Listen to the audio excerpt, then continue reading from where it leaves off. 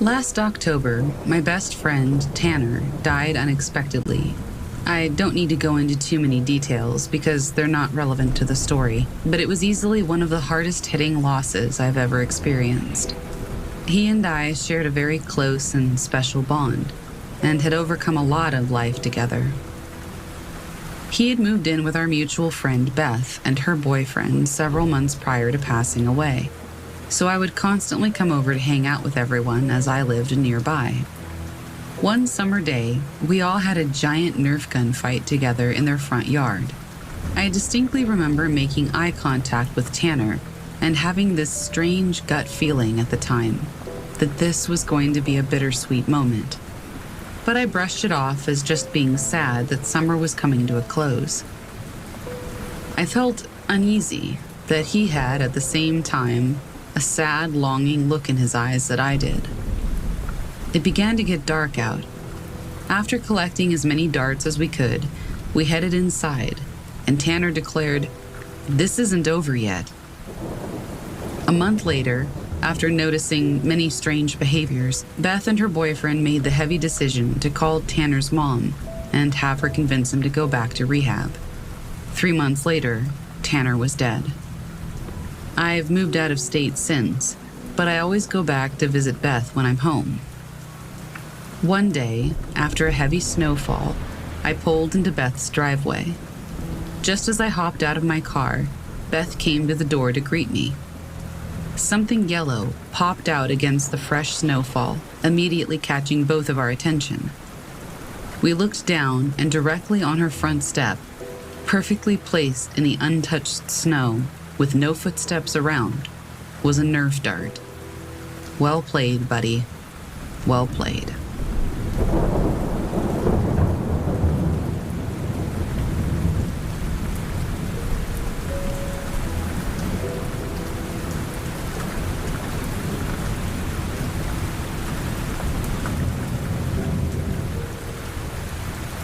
When I was little, maybe around 7 or so, I had my first paranormal experience.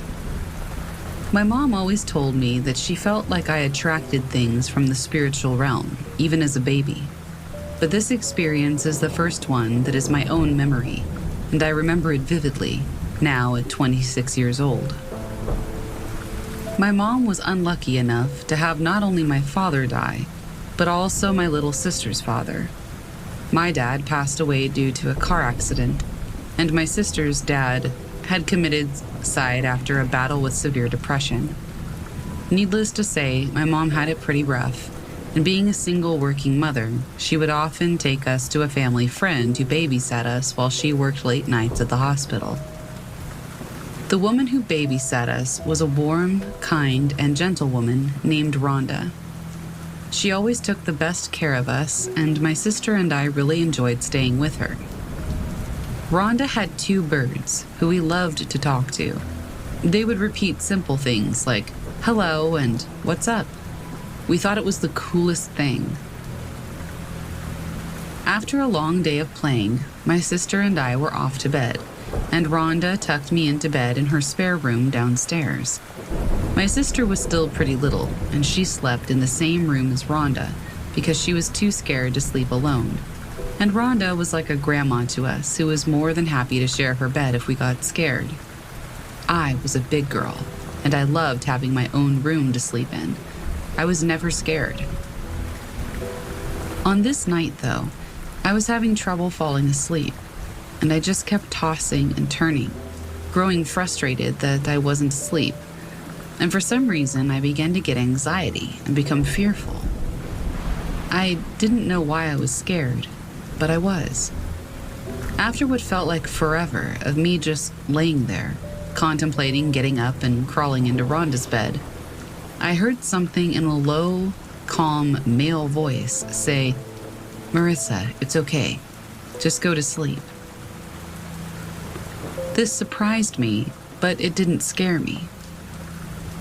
I believe that as a child, you're more open and susceptible to paranormal things, due to the fact that you're not conditioned to be fearful yet. With age, you learn what's scary and all the things that go bump in the night that you should run away from. but I was still so innocent that I didn't register this as threatening at all. Actually, it calmed me down, and I started to feel very tired, and I just accepted what the voice told me and went to sleep. The next morning, Rhonda made us breakfast, as she always did. She sat across from me and sipped her coffee. I always asked her for a sip of it, because if I wasn't already a strange child, I also had a taste for coffee. She asked me how I slept, and I told her that I was scared, but that somebody had told me to go to sleep. She looked at me confused, and she asked me if I had had a dream that somebody was talking to me. But I told her, no, I was awake. She said it was probably the birds talking again, and I told her I was sure that it wasn't. She then asked me if it was a man's voice or a woman's voice, and when I instantly said it was a man's voice, her face changed from the usual cheery, warm expression to put off and uncomfortable. I had never seen her face look like that before, and I think that's why I remember this so vividly. She very quickly changed the subject, and we went about our day, and I didn't think about that again for years. Fast forward into my teens, my mom and I were having a discussion about the paranormal, because I had had a lot of strange activity happening. She asked me what the very first experience I remember was that I thought was paranormal. I shared the story about the man's voice at Rhonda's house, and how odd Rhonda's reaction had been. My mom looked at me, and her eyes widened a bit. Rhonda had gone MIA a few years later, and unfortunately, she just slowly lost contact with us. Eventually, she was no longer a part of our lives. I hadn't seen her in years. When my mom collected her thoughts, she looked at me and said, "Marissa, you know Rhonda's son died in that room, right?" I did not. I knew she had had a son who'd passed away of a tragic overdose, but I was so young that I had never met him. So I didn't really think anything about it. I looked back at my mom, and we just didn't have anything to say. We were both thinking the same thing. If I was hearing a spirit speak to me, there's a good chance it could have been her son. From what my mom said about him, he was very kind and caring, much like his mom. Maybe that's why I wasn't afraid when if he, spoke to me. I'm not saying this is factually what happened, but it does make me wonder. The voice I heard was real, that much I do know. Regardless of who it belonged to, it's sure to me that that much is true. Since that experience, I've had many more, and unfortunately, they got much more sinister as I got older. It got very, very dark for a while, and I witnessed things that you usually only see in horror movies. I still think of this experience often, and hopefully you enjoyed it. Regardless, it's not something I'm likely to forget anytime soon.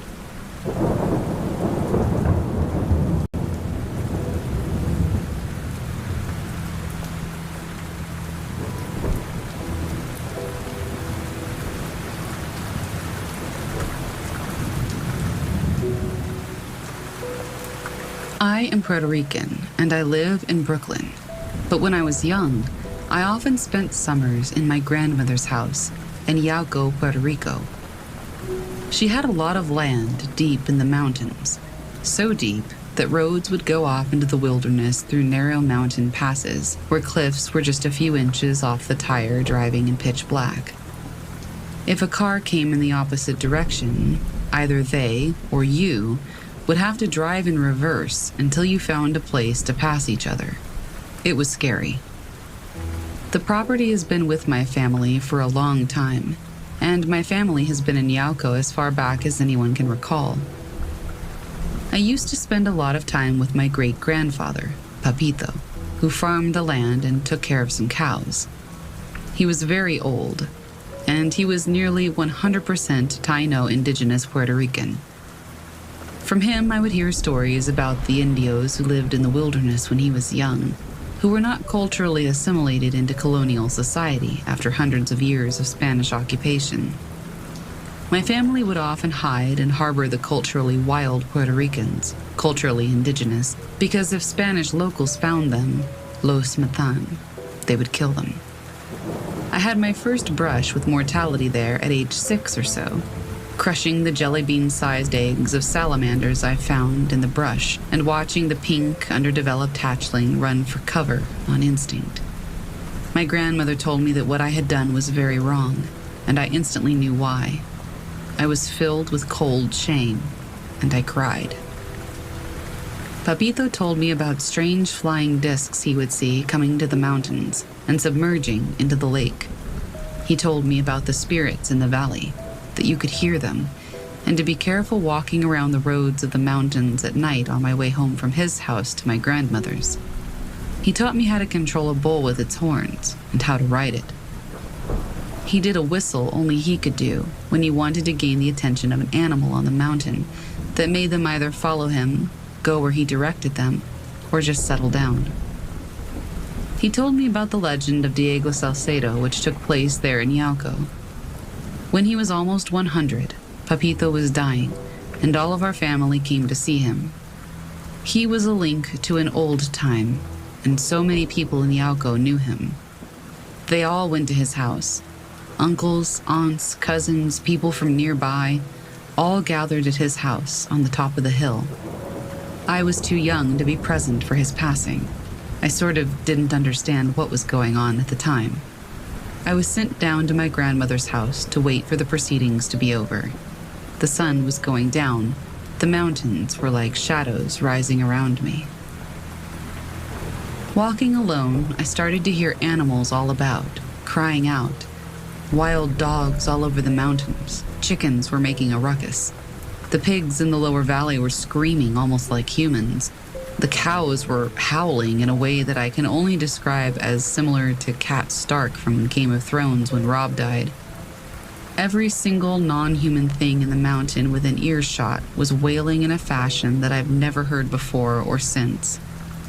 As a little kid, you can imagine how frightening that was, especially because I was all alone.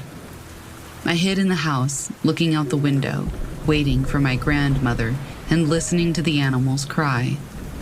I was especially sensitive to sound then, as it had been a time in my life where I was often sick and constantly on the medication amoxicillin, which I was allergic to. It created this sort of overwhelming extrasensory sound experience. At some point, all the animals stopped making noise, and I was thankful. Before bed, I asked my grandmother what had happened, why all of the animals were making that sound. She told me that Papito had just died, and that all of the animals on the mountain had realized the powerful being that protected it for so long was gone, that they had seen his spirit pass, and it was sensible that this change would affect them very deeply. My grandmother's perspective was that the animals just know these things. I couldn't sleep. I went outside, late at night, curious and scared out of my wits, thinking about the spirits that may be out in the darkness of the mountain wilderness, thinking about that terrible, painful lamentation that was embodied by animals crying like people. I went close to the edge of one of the small nearby cliffs that hung over the endless darkness. I squatted and listened. I heard a sound that scared me, a feral cry in the darkness. I don't know what dog it was, or if it was a dog at all, but it was certainly too close, and I was by myself. It howled and yelped, and I regretted coming outside. I was sort of frozen there, afraid to move, but afraid to stay. I wouldn't dare call out for my grandmother. I would be scolded for coming out and wandering around at night. She probably wouldn't hear me anyway. A moment later, I heard that whistle that Papito used to do, out in the darkness. The howling stopped. As a child, I didn't think, that couldn't be Papito, he's dead. Like any adult in their right mind would think. I just thought, it's Papito. It had to be. No one else could do that. No one knew how to whistle that way in my family, and it was only us for miles around on the mountain. Where the sound came from would have been impossible for any person to be. Not even during the daytime could they be there. It was deep inside of the wilderness on the severe cliffside, but I knew he was there just the same. I'm sure that at that age, the line between life and death was blurred. Yauco is the area where the chief of Taino lived. It is also where the rebellion began against the Spanish, with the drowning of the conquistador Diego Salcedo. Many of the surviving Taino escaped into the mountains of Yauco and lived in secrecy there for a long time, hiding their lifestyle behind some of the more assimilated natives, like Papito. They say the Taino are extinct, but that cannot be. I knew some of them, and I am one too, if only a little bit.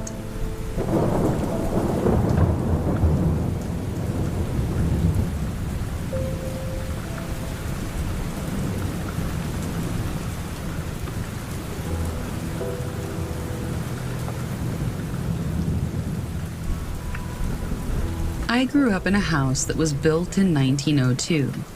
I was born in the late 80s, so the house had been remodeled a few times. It was a 2-story house with 3 bedrooms and a tiny bathroom on the 2nd floor. The bathroom was at the top of the stairs, and my room was across the hall at kind of an angle. My sister and my parents had rooms farther down a long, narrow hallway. For as long as I can remember, I saw a ghost. I called her Pam. My mom told me that I began talking about Pam around the age of 5, and that I never stopped. My mom never believed any of this and just brushed it off as my wild imagination. Pam was pink and transparent, a see-through, totally pink little girl, maybe 8 or 9 years old. She knew that I could see her, and I knew that she could see me. But she never made a sound. Ever. Nothing. She walked around only the upstairs and never came down the steps. Honestly, I have no idea where the name Pam came from. Growing up, Pam would sit at the top of the stairs, waiting for me to run up to the bathroom after I got home from school. I would walk around her because she was always there, every day. If she wasn't sitting on the step, she would just be sitting on a bed or standing in one of the rooms or the hallway. Harmless for the most part. However, if I ignored her, she would mess up my bedroom while I was gone doing my paper route. When I would get back home, my parents would be all sorts of angry over my messy room. But if I just said a quick hi, she wouldn't mess with me. She never touched me, and I also never physically saw her move anything with my own eyes. But I would get really scared and nauseous every time she would destroy my room behind my back. So I learned very quickly to say hi to her every day. At the age of 15, my mom put me into therapy because I was still bringing up Pam here and there. Pam was still always around. I was used to her, and she wasn't doing anything, so she didn't come up in conversations as often. Therapy helped, but not with Pam. When I was 17, my parents decided to put our house up for sale. I don't know if it was all the people walking through or me packing up my stuff, but something triggered Pam, and it got real crazy. About a month before our new house was built and ready to be moved into, I was asleep in my room. My bed was against the wall, and I could lie on my side and see right into the bathroom. While asleep, I had a dream of Pam, still transparent, standing in the doorway of the bathroom. She pointed up, and for the first time in my life, I heard her talk. She said, "Look, that's my mom." I sat up in bed and from the light fixture saw a dark-haired woman hanging lifelessly by a rope. Her boot fell off of her foot and hit the floor, and I woke up. Holy crap. I couldn't say anything because my family never saw her. They didn't understand. Pam wasn't in their lives like she was in mine. I didn't really dwell too much on it. It was a dream, right? Pam was back to sitting on the top step the next day, life as usual. But 2 weeks later, I had another dream. It started out exactly like the first one. The bathroom light was on, and I could kind of see into it while laying down on the bed. But this time, I heard a weird grunting and splashing.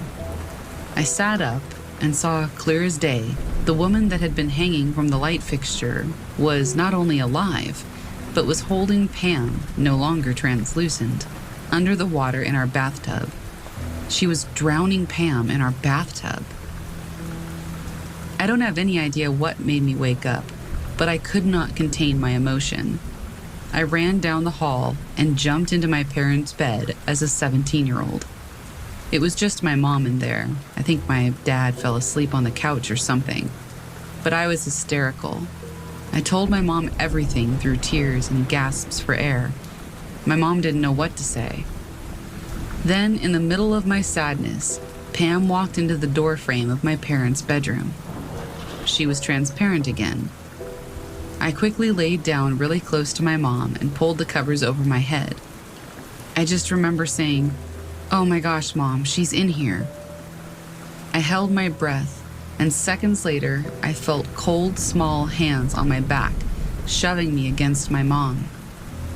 I kept yelling, "Stop touching me." My mom could only reply with, "I'm not touching you."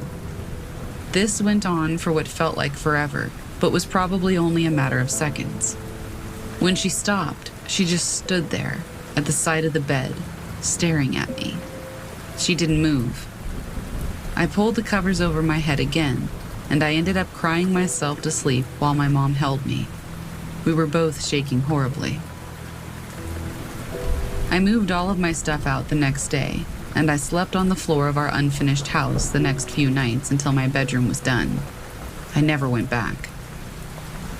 Shortly after my family moved out completely, and before the next buyers moved in, the entire back of the house and the entire garage went up in flames. The official cause was listed as spontaneous combustion. The first people to buy and sell the house after us lasted 10 months there. They called my parents to tell them that they couldn't keep the window or closet door shut in the room with the black carpeting. That was my bedroom. I saw the house posted a couple of months ago on Zillow, and the only picture of my room shows the door open a crack. You can see a bit of the black carpeting, but there's nothing in the room. The rest of the house is furnished. I've tried so hard to find any information about the girl that's in my old house, but there's almost no information at all, just basic architecture and lot line documents. It's the craziest story, but this was my childhood. Part of me feels sorry for Pam, but another part of me knows that there's something strong and dark in that house. I know Pam loved me in a way, but there's no way I would ever go back.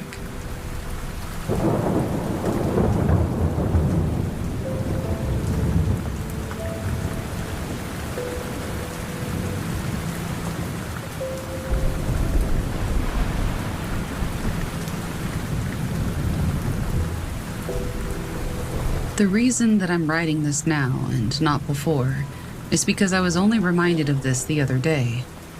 I was driving to the store with my son, and he wanted me to listen to a song. I don't even remember the words. I just remember that the tune brought me back to a place that I had tucked away in my memory in hopes of forgetting. Now, I can't get that old lady's mouth out of my head. This happened in 1987. I'm sure about the date because of the Whittier earthquake. It just so happens that at that very moment, I was painting a wall in the dining room a different color. That's when it hit. I ended up streaking paint across the wall as I ran over to hold our overly large fish tank from falling off of this stupidly flimsy stand we had it on. This took place in Hacienda Heights, California. My boyfriend at the time wasn't really welcome at my mother's house because she couldn't shake this bad feeling about him.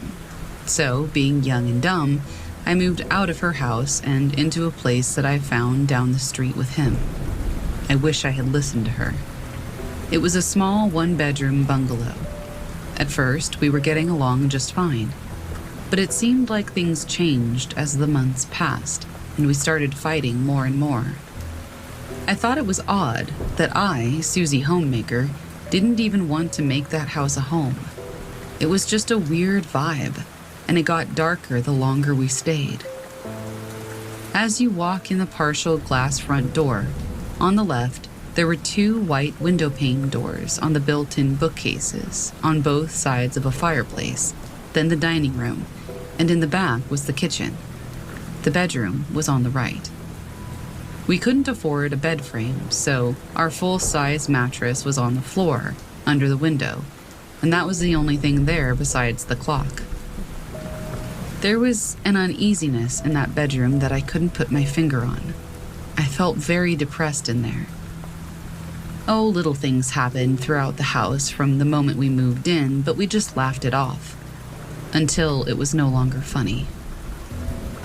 It seemed like when we were at odds with each other, it intensified in a dark way. Oftentimes, my boyfriend would just leave and I was alone, sometimes for days, and I thought that he did it on purpose because he knew that I was scared to be there alone. At first, I was fine, not scared of anything, until one of those nights. I was sleeping and I was jolted up by an extremely loud bang that left my ears ringing. I jumped up, and at first I looked out the front window, thinking that it was something outside, but the streets were still. I checked the house, but there was nothing out of place. The next night it happened again, louder than before. Only this time I glanced at the clock before checking the house. It was 5:00 a.m. on the dot, and my room was freezing. I tried to get back to sleep, but I heard muffled wails of a woman. I literally had to lift my head from the pillow to listen, but nobody was around. The next day, my boyfriend came home, and with a few words and some hand-picked flowers, all was stupidly forgiven. I told him what had happened, but he shrugged it off, telling me that it could have been a backfire or the pipes, and I bought it. One early evening after dinner, we were going to watch TV on the couch in the living room, and I excused myself to go to the bathroom. I kept hearing him yelling out things to me, but I couldn't really make out what he was saying.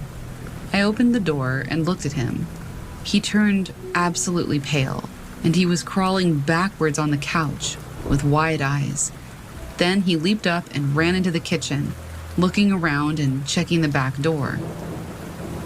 He came out, saying that the door was locked from the inside. After he calmed down and I could understand him, he told me that he was talking to me in the kitchen. He asked me why I was putting a granny house dress on and was asking for snacks, and he was getting a bit upset that I didn't answer him. I had no answers. There had been a few times where we both saw what looked like a teenaged boy sitting on the front stoop, sometimes holding his head in his hands, but when we approached him, it was like he was never there. I pointed out faces in the glass panes of the bookcase that looked like they were talking to us while we were watching TV. They were just reflections, but they were reflections of something that wasn't in the room. Their features were outlined by the flickering light from the TV. But after a while, the faces became more defined. In the beginning, my boyfriend thought I was making it all up, until he saw it for himself. We heard banging on the bathroom door, like somebody was banging with their fist, even when we weren't in there, and an older guy's voice saying, "Ah, come on," sending us running outside a couple of times. Then feeling stupid sitting outside, so we went in and stayed spooked for the rest of the day. I called the landlord to ask him if something had happened there, or if he could make it stop. But before I could even open my mouth, he was asking if I was calling to complain about something he had no control over. In the background, I heard his wife say, "Is that the young couple? They want to move, do they? Well, there goes another one." It sounded like this had happened to them a lot before, and that really got my blood boiling. Why would they rent this place to us without even a heads up? Realizing that they would be of no immediate help, I just hung up on him. I couldn't move. I had no money, and my mother for sure wouldn't let me move back in as long as I was with my boyfriend. We lived there for at least 4 months when our relationship started to spin out of control. He was being forceful and demanding and drinking a lot more. One night, he asked me to pick him up, so I did. And somehow, I ended up with a broken arm because I didn't want him to drive my car drunk. I had to beg him to shift gears so that I could drive to the ER because he was tired. And after the hospital, I was exhausted and I just wanted to sleep. So I went to the bedroom while he opted to lay on the couch and watch TV.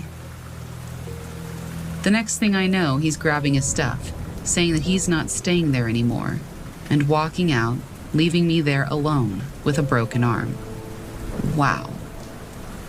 I remember that it was a warm night, but it was raining. So I laid on the couch with only the screen door closed so that I could hear the rain.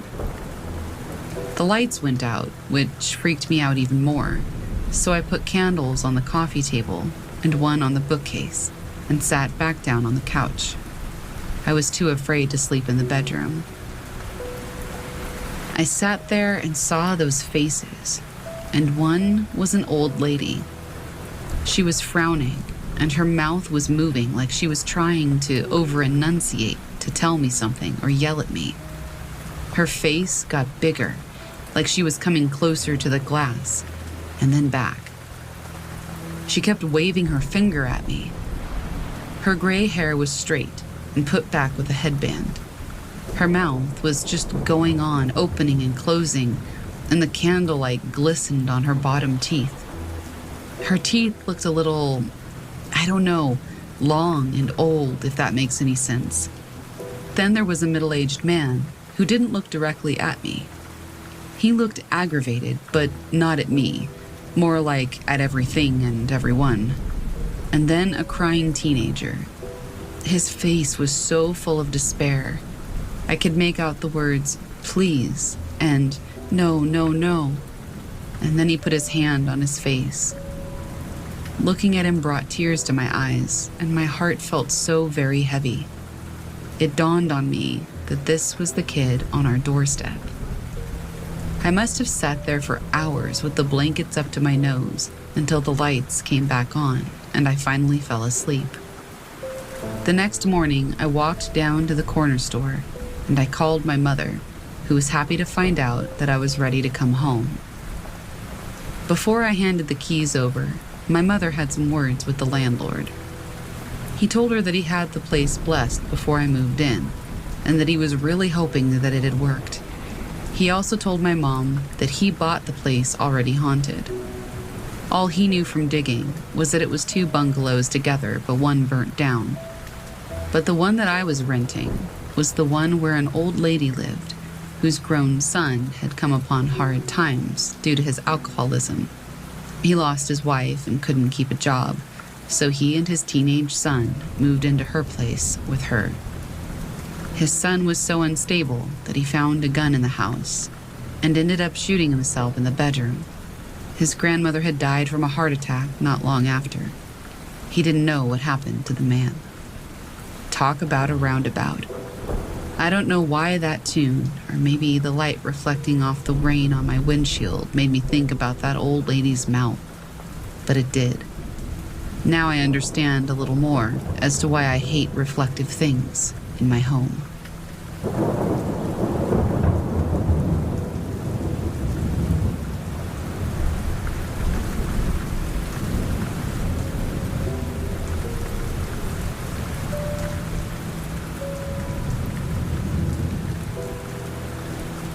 I don't have many memories of my father because he died when I was just 8 years old. However, I do clearly remember the night several years later when he let us know that he was still around and watching over us. First of all, you need to know something about my father. He was fascinated by the supernatural and by the possibility of some sort of existence after death. After it became clear that he would soon lose his battle with lymphatic cancer, he told my mother not to worry. He said, "If there's any way for me to reappear after I die, to let you know that I'm okay, then that's what I'm going to do. I'll visit you and the kids all the time. It's going to be so cool." My mother said her response to that was a pointed and succinct, "Don't you effing dare." It wasn't that she didn't care what happened to him after he died, or that she didn't want him watching over us. She just knew that she wasn't going to be able to emotionally deal with that situation, and she promised him that that's how she would react. My father followed through on his promise. The story my mother told us was that she was in their upstairs bedroom a few months after his death, thinking about him and crying because she missed him so much. Then she suddenly had the distinct feeling that she was being watched.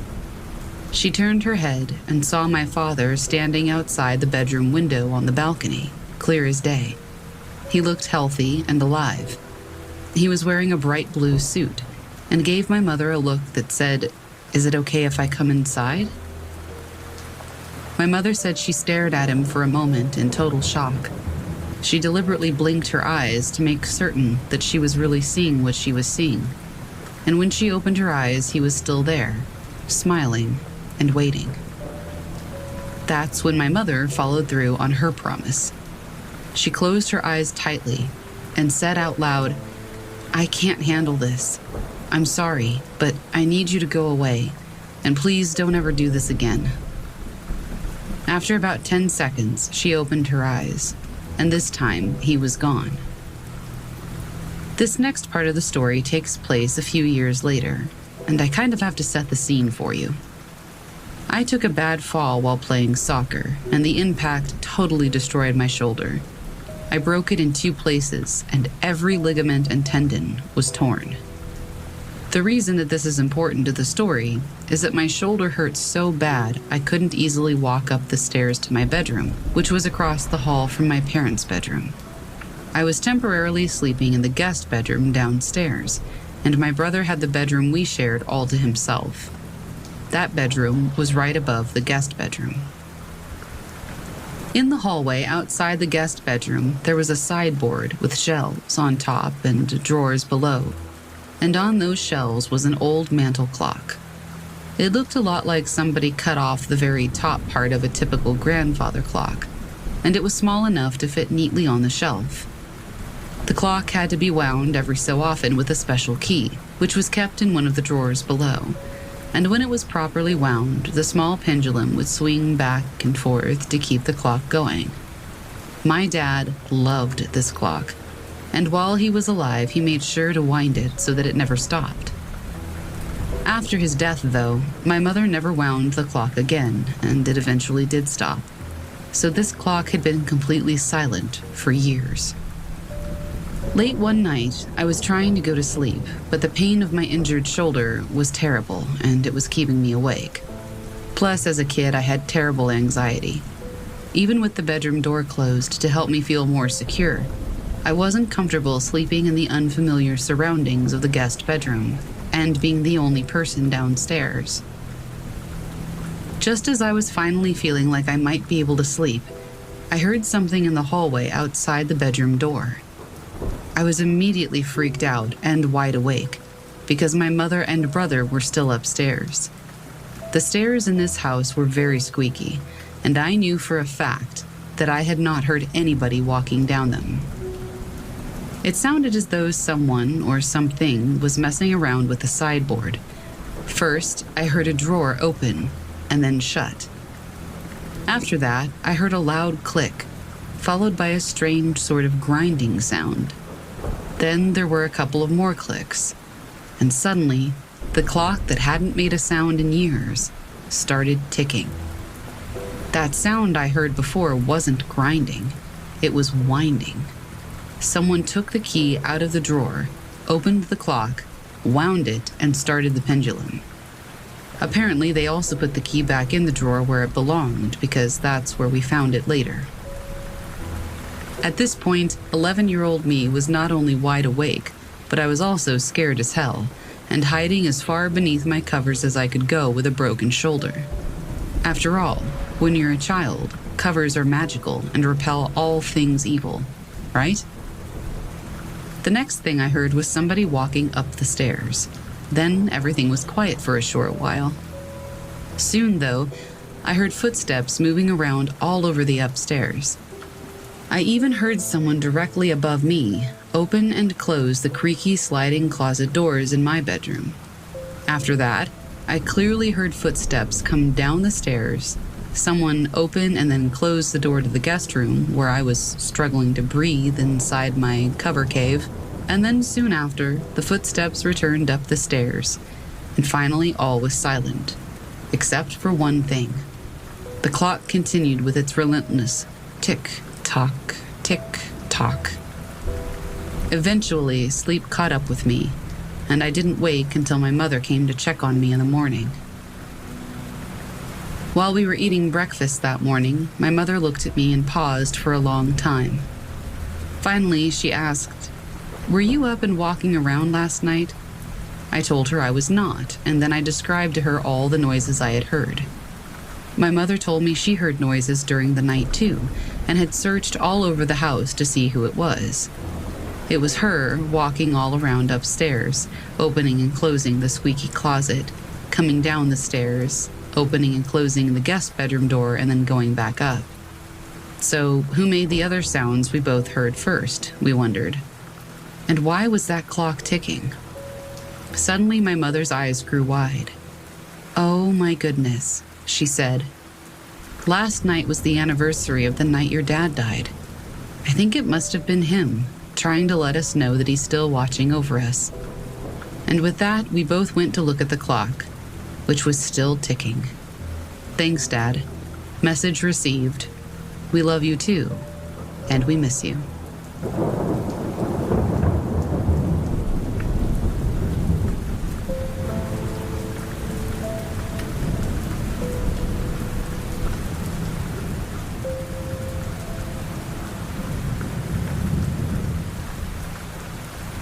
This is a pretty tame story compared to some other things I've heard, but I think about these experiences all the time, so I thought I'd share them. My husband and I own our home. It's fairly new, built in 2006, and only one couple has lived in it before us. As far as I know, nothing bad has ever happened here. The first experience was when I was home alone with my children. My youngest was asleep, and my oldest was coloring at the table in the kitchen. It was the middle of the day, so the windows are open and no lights are turned on. I'm in the kitchen putting away dishes, crouched down to put a pot under the bottom cabinet, when I hear the click of the light switch and the kitchen lights turn on. I turn around fully expecting my husband to be home. He isn't. Creepy, but no big deal. Months later, both of my kids are in the nursery while I'm taking laundry out of the dryer. Even though I can see into the nursery, I can't see my kids because they're playing near the bed, which is against the wall. I hear my son jumping on the bed, and I keep telling him, "Don't jump on the bed, be careful of your sister." I do this a few times until I get a little frustrated, and I say, "Don't jump," in the classic parent tone. Directly in my ear, I hear a man's voice in a loud whisper say, "Don't jump." I immediately dropped the clothes and ran into the room, but of course, no one was there except my kids. A week after that, I walk next to our closet to see all of my husband's hangers swaying back and forth. I never feel threatened or nervous in my home, except for when these instances happen. I tell my husband about them, and he says he sees weird things all the time, but never tells me because he doesn't want to upset me. So yeah, I kind of hate it.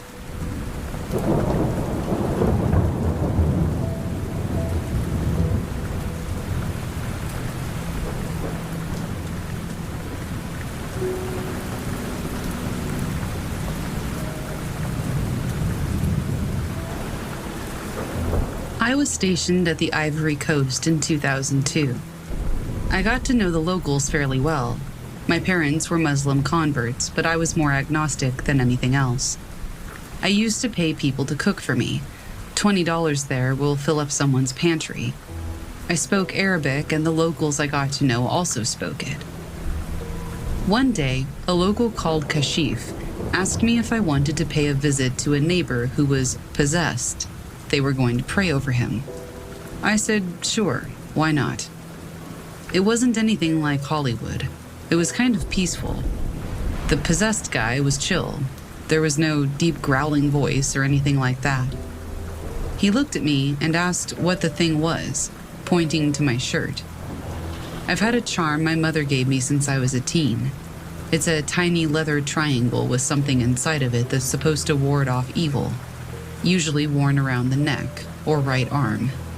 This was pinned inside my shirt, behind my front pocket.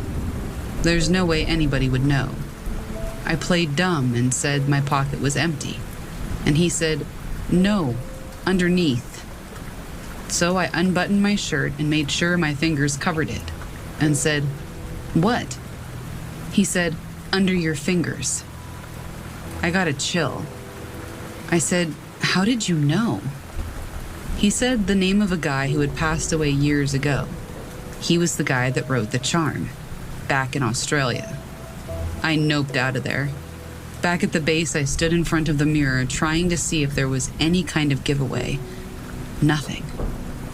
I spoke to Kashif later, and he said, Jinn can sense these things. At that point, it was like I was asleep my whole life. There are other forces out there. I read more into their belief of the Jinn, and frankly, I was terrified.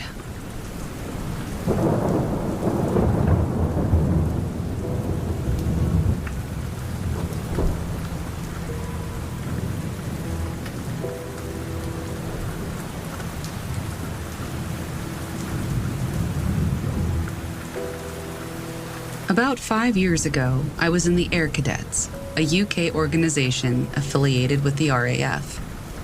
My squadron was, and is, based in the Sergeant's Mess at IWM Duxford, a former RAF station, now a vast air museum. On this particular occasion, it was a summer evening, and dusk was settling in. I was in charge of a camouflage exercise, which involved the cadets using camouflage to hide, and me trying to spot them.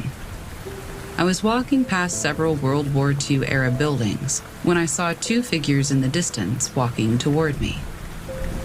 As I got closer, I saw that the two figures were U.S. Air Force officers. Not an uncommon sight. We're not far from RAF Lakenheath, a U.S. Air Force base. Maybe they're visiting. As I got closer, I realized that they were wearing very outdated uniforms and had flying equipment that was extremely old. Still not thinking much of it, I saluted them as I walked past, as is customary. They didn't acknowledge the salute, nor did they say anything. I walked off, feeling a little uneasy. Later that night, as the exercise wrapped up, I remembered the incident, and I asked my commanding officer who the two officers were. I got a very odd look. He said, "Corporal, we haven't had any visitors tonight." Concerned that somebody may have broken in, security made a site-wide search, but could find nothing. They then quizzed me, and when I described the airmen I had seen, a grim look came over their faces. They proceeded to let me know that this wasn't the first time they'd been seen. Back in 1944, a B-17 Flying Fortress visited the airfield and took some personnel on a joyride. The aircraft collided with a navigation mast at low altitude and smashed into an accommodation building, exploding on impact and killing all aboard, plus one man in the barracks block. The building was located right next to where I had been walking. Furthermore, the men I described, they were the pilot and the navigator. They have been seen a few times over the years, often by security making patrols at night. I've always felt like I'm being watched when passing that spot, and sometimes I wonder if others feel the same way.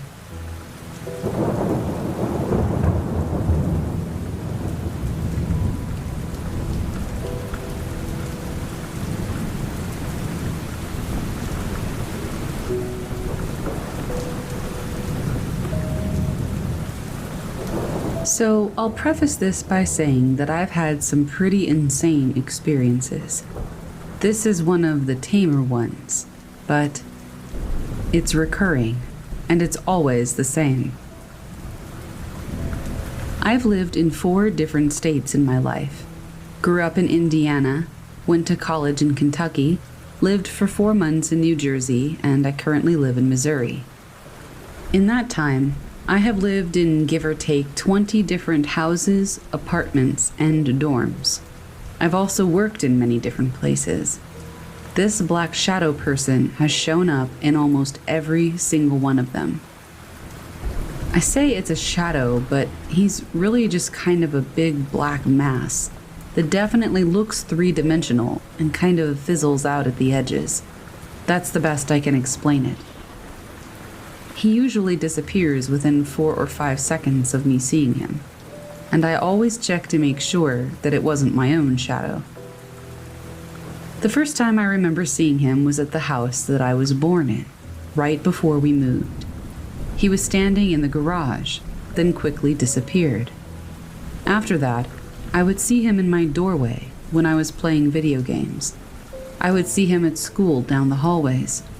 One of the more memorable times was when I was at work, and I saw a black figure walk up to the register to my right. I thought a coworker had come in to start his shift. I said, "Hello," and my boss was standing next to me and said, "Who the hell are you talking to?" I replied that my coworker had just walked in, and my boss said, no one else is here." He showed up the night my parents told my brother and I that they were getting a divorce. He was sitting between them on the couch, which I thought was odd. He showed up the day before the worst medical emergency of my life. I was flipping through the mail at my mom's new house, and I could see a black figure peeking around the corner, about 10 feet from me. I looked up, and it was gone. I looked back down, and it was back again.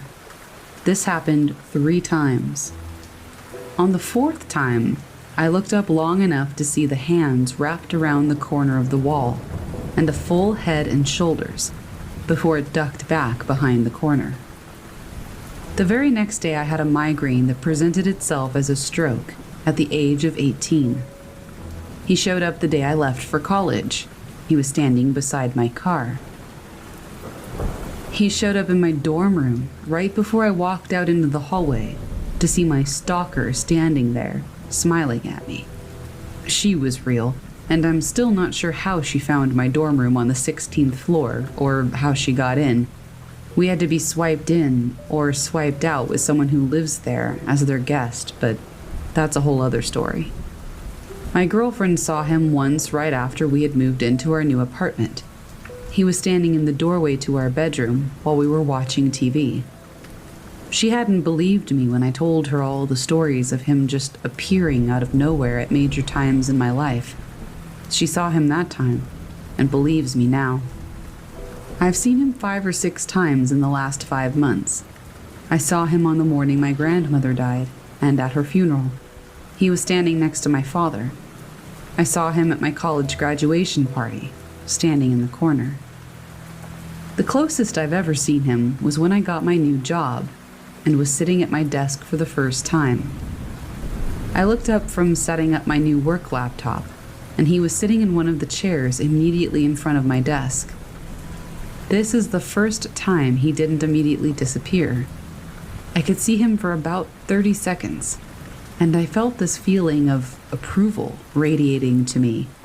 It was like he wanted me to know he was proud. My girlfriend believes that it's the ghost of the miscarriage my mom had the year before I was born. The black shadow has always been close to my size, if not slightly bigger. She thinks that he's trying to be my big brother and warn me of bad things that might happen, or to be there to support me during major life accomplishments. I tend to believe that because it sounds better than anything else. The reason I'm telling this story is that I had an incident recently with what I thought was my shadow friend. I was on a fire scene, drawing up a diagram in this old rundown building that was being renovated into apartments in a small town in southeastern Missouri, literally about 40 feet from the Mississippi. I'm standing in this room that's being remodeled when I see him in front of me in another room. There's no drywall on any of the walls yet, so I can see the entire area. I stop and look at him and nod my head. When he disappears, a bucket comes flying off a workbench in front of me and lands a good 7 to 8 feet from where it was sitting, about 2 feet in front of me.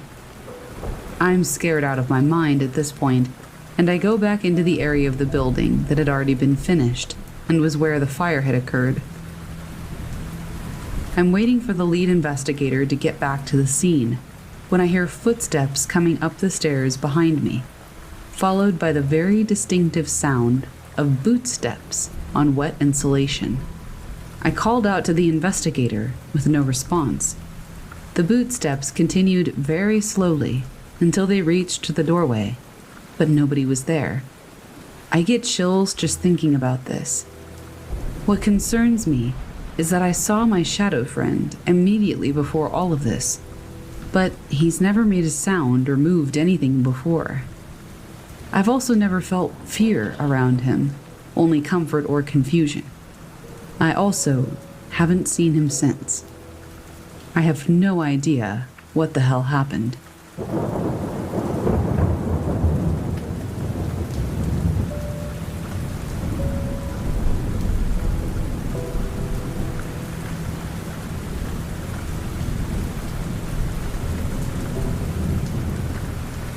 This is going to be pretty short, but I'm going to get straight to the point. I've been seeing shadow people for the last few months. They're not all the same, though. I don't know if it's normal, but I see them in groups of 1 to 3. I'm interested to know if it's coincidence that I keep seeing them, or if there's some reason for it. I have met a man with no face before, but I'm not sure if that might have anything to do with it. I'm not making this up, I just want some answers. I don't know why I keep seeing these things, why they show up in groups, and why they're slightly different every time. What do you think?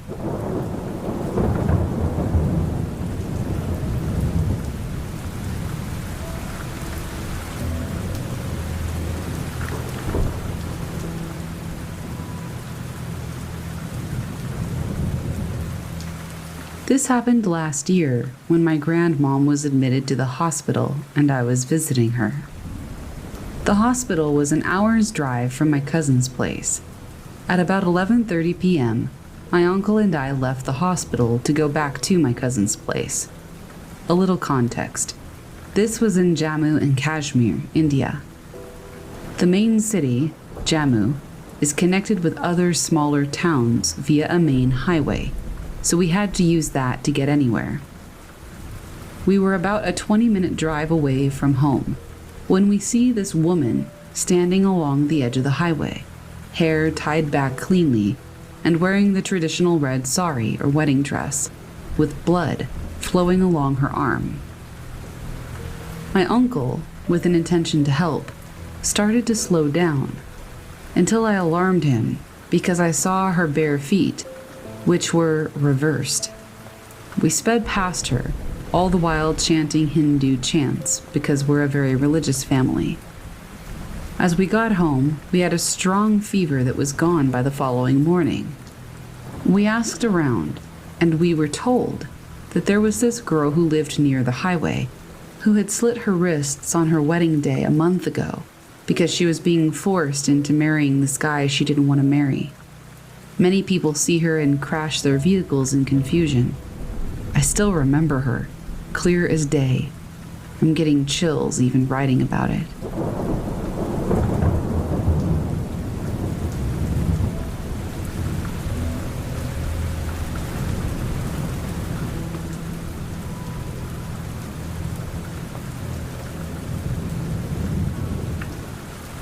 In fall of 2017, I was picking up a friend from his dorm room in the early morning at sunrise. I was parked in my car on campus at Denver University. As I was waiting for him to arrive to the car, out of my peripheral vision, I saw what looked like a shadow person. It was just a torso, though, and it was up floating on the sidewalk about 30 feet away from me, on the other side of the road, and going in the opposite direction of me. The second I turned my head to really acknowledge what I was looking at, the figure completely disappeared, and below it, a cat appeared out of thin air and sprinted across the road. I have no idea what I saw.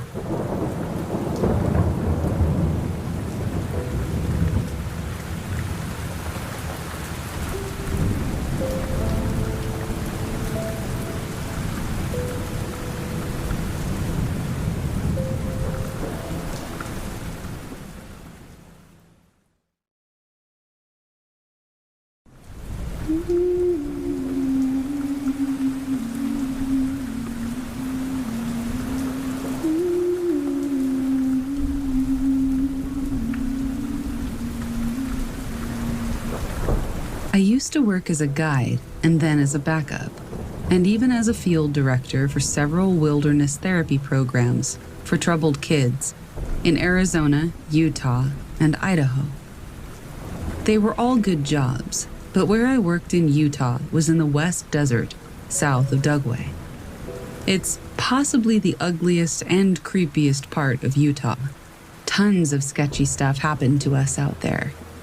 This story happened in 2005. The groups were camped in a really nice area for that part of the desert. It was called Indian Canyon. This spot was so nice, in fact, that in the late 1800s or 1900s, some enterprising pioneer family had built themselves a little homestead with a one-room cabin and a small barn and a cedar pole fence around the perimeter of that little farm. All of that, of course, now was a crumbling, rotten ruin. The cabin, it seemed, had burned down well over 50 years ago, and what remained of the barn was poking out of the grass in 2 or 3 foot shards of gray wood scattered all over the nearby vicinity. This week, I was also camped in Indian Canyon, but farther down the road. I was manning the Infield Emergency Response Vehicle, or the ERV, better known as backup. A new position that I helped invent when I took a list of things that had gone wrong in the field to the directors and explained that because of the horrible response time and spotty satellite phone service, the only reason we weren't shut down or the people weren't dead was because we were lucky, not because we were prepared or efficient at responding to emergencies. Now we had radios and someone listening to them 24/7, never more than a few minutes away with a vehicle. That's how it worked in theory, anyway. One of the boys' groups was camped at the mouth of the canyon in the foothills, about 2 miles away from me. The other just a mile beyond them. The girls were close too. I was camped somewhere in the middle of the canyon on top of a small ridge that had a little Jeep track side road branching off of the main dirt road running up the canyon. And the girls were just a couple of ridges over, maybe a mile away, though to drive to them might have to go back out on the main road and take a different Jeep trail up to their spot, maybe a 5-mile trip. I was about 1.5 miles below the staff training group that was being held by my then-wife, Jessica. There were going to be several groups of parents coming out to visit their kids later in the week, so both the boys' groups and the girls' groups, all on that side of the mountain, had all elected to stay put for a few days and work on building backpacks and gathering fire sets and a lot of other primitive skills. The training group had been in the field for almost a week, and they were getting ready to split up and go join the student groups for the last several days of their training. This left me with less to do than normal. I didn't have to find new sites for groups or drop anyone's water or food. Everyone was well taken care of, and no one was moving for several days. I decided to build a sweat lodge next to the creek, up near where the new staff were camped. I found the perfect spot, well out of sight of the group, on a little smooth sandbar right by the water. I got to work. I harvested some long willow saplings that were bendable enough to weave a frame with, and arranged them in a 10-foot circle, digging down 1.5 feet for each one to anchor it into the sand. I bent them into a dome at least 4 feet high and 10 feet across, and wove the branches together with supporting crossbars until I had a structure that I probably could have stood on without breaking. I walked down to the truck, which I had hidden in some pine trees a 1/4 of a mile away, and hauled a large bin of tarps and cowhides and plastic sheeting, along with my fire set and some other gear, up to the lodge. As I was walking back to the creek, I remember feeling like someone was following me, but when I stopped to look, I couldn't see or hear anything. It was a beautiful day for July. The morning had started out with some high, wispy cloud cover, but that had long since burned off, and the noon sun was high overhead. It wasn't yet too hot, however. I was high enough in the mountains that the oppressive heat that I knew was slowly baking the kids' groups in the desert below wouldn't reach me for another couple of hours. I set to work placing hides first on my little domed frame. I covered those with some tarps and plastic sheeting and secured it all so that I had as close to an airtight and waterproof shelter as possible, with only a small arched opening for a door. I secured an old military poncho over the door so that once hot rocks had been placed inside of it, it could be sealed shut and the sweat ceremony could take place. I wanted it as hot as possible. There wouldn't be any children involved in this one, so we could go as hot as we wanted. I took the extra time around the base of the lodge to bury all the edges of the coverings deep in the sand. This was as sturdy a shelter structure as I had ever built. It was nice. I spent a good hour gathering sage and juniper and covered the floor of the lodge with a thick padding of the fragrant plants. I did this in part so that it was a soft place to sit for an extended time. But mostly I did it because I was intending to invite the new staff down to do a sweat ceremony later, to help some of them prepare to meet actual students for the first time. And, frankly, a group of unwashed men and women who hadn't showered in a week in July, all crammed inside a sweltering homemade dome tent sweating buckets, is a smell that should not be endured without as much sage and juniper as possible. If it was really bad, which it was likely to be, I would rub some of it into my shirt and then pull it up over my nose and breathe through that. I went hunting for lava rock. I found an outcropping of some small, rounded boulders, perfect for heating on a bonfire and then rolling into the lodge, and I proceeded to gather 3 onto a tarp. It was heavy, almost too heavy for me to sling over my back and carry, but I managed to make it back to the fire pit I had dug with all 3. I left them there and went to gather more. I made this a smaller load because it's not like I was in a hurry. I could take more trips. When I got back to the fire pit, one of my rocks was gone. I just stared at the small depression in the sand where I had placed it minutes before, and then looked around for signs that someone, possibly one of the staff from the group, had come and taken it. No tracks. I looked around again and spotted it by the edge of the creek, 20 feet away. I had that feeling again, like I was being watched, but I couldn't see anyone in the trees. I walked over and retrieved my stone, the heaviest one I had carried, and put it back with the others. Maybe it had rolled there, through flat, soft, dry sand? Unlikely. I gathered a bunch more rocks, and none of them went missing, and then I built a fire. As I worked, that weird feeling came back, only this time it felt more ominous, like it was mad at me for being there.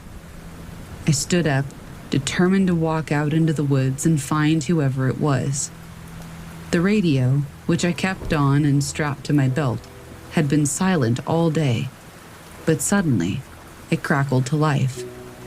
Brian, in the boys' group, was doing evening check-in a little early so that they could do their day hike without having to stop and contact me. After we talked, I felt more normal again.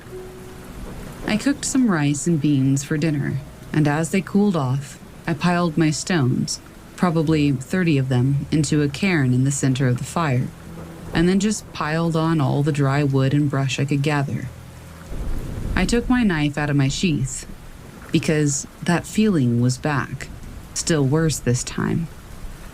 As soon as my fire became almost irresponsibly large, I saw someone moving fast through the trees, straight toward me. I tensed, then relaxed. Will, a seasoned staff working in the training group with Jessica and Katie, came running down the creek.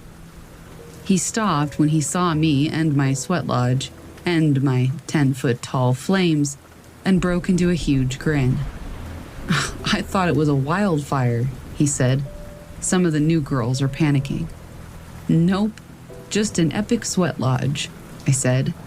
I was planning on inviting you all down for it when you called in, but I'll consider this your check-in. If you guys want to, you're all invited to come sweat. It'll be ready in about half an hour. Perfect, he said. They're just finishing up dinner. I'll go let Katie and Jess know and we'll be down. He turned to walk away. Hey, Will? He turned back around. Did you guys lose track of any of the new guys today? Or did one of you three come down this way? He thought for a moment and said, No, I don't think so.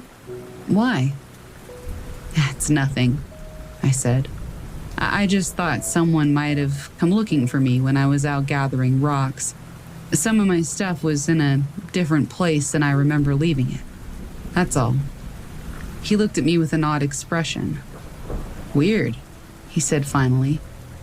I'll ask everyone, but we've kept pretty busy today, so I don't know when someone would have had time to come down this far.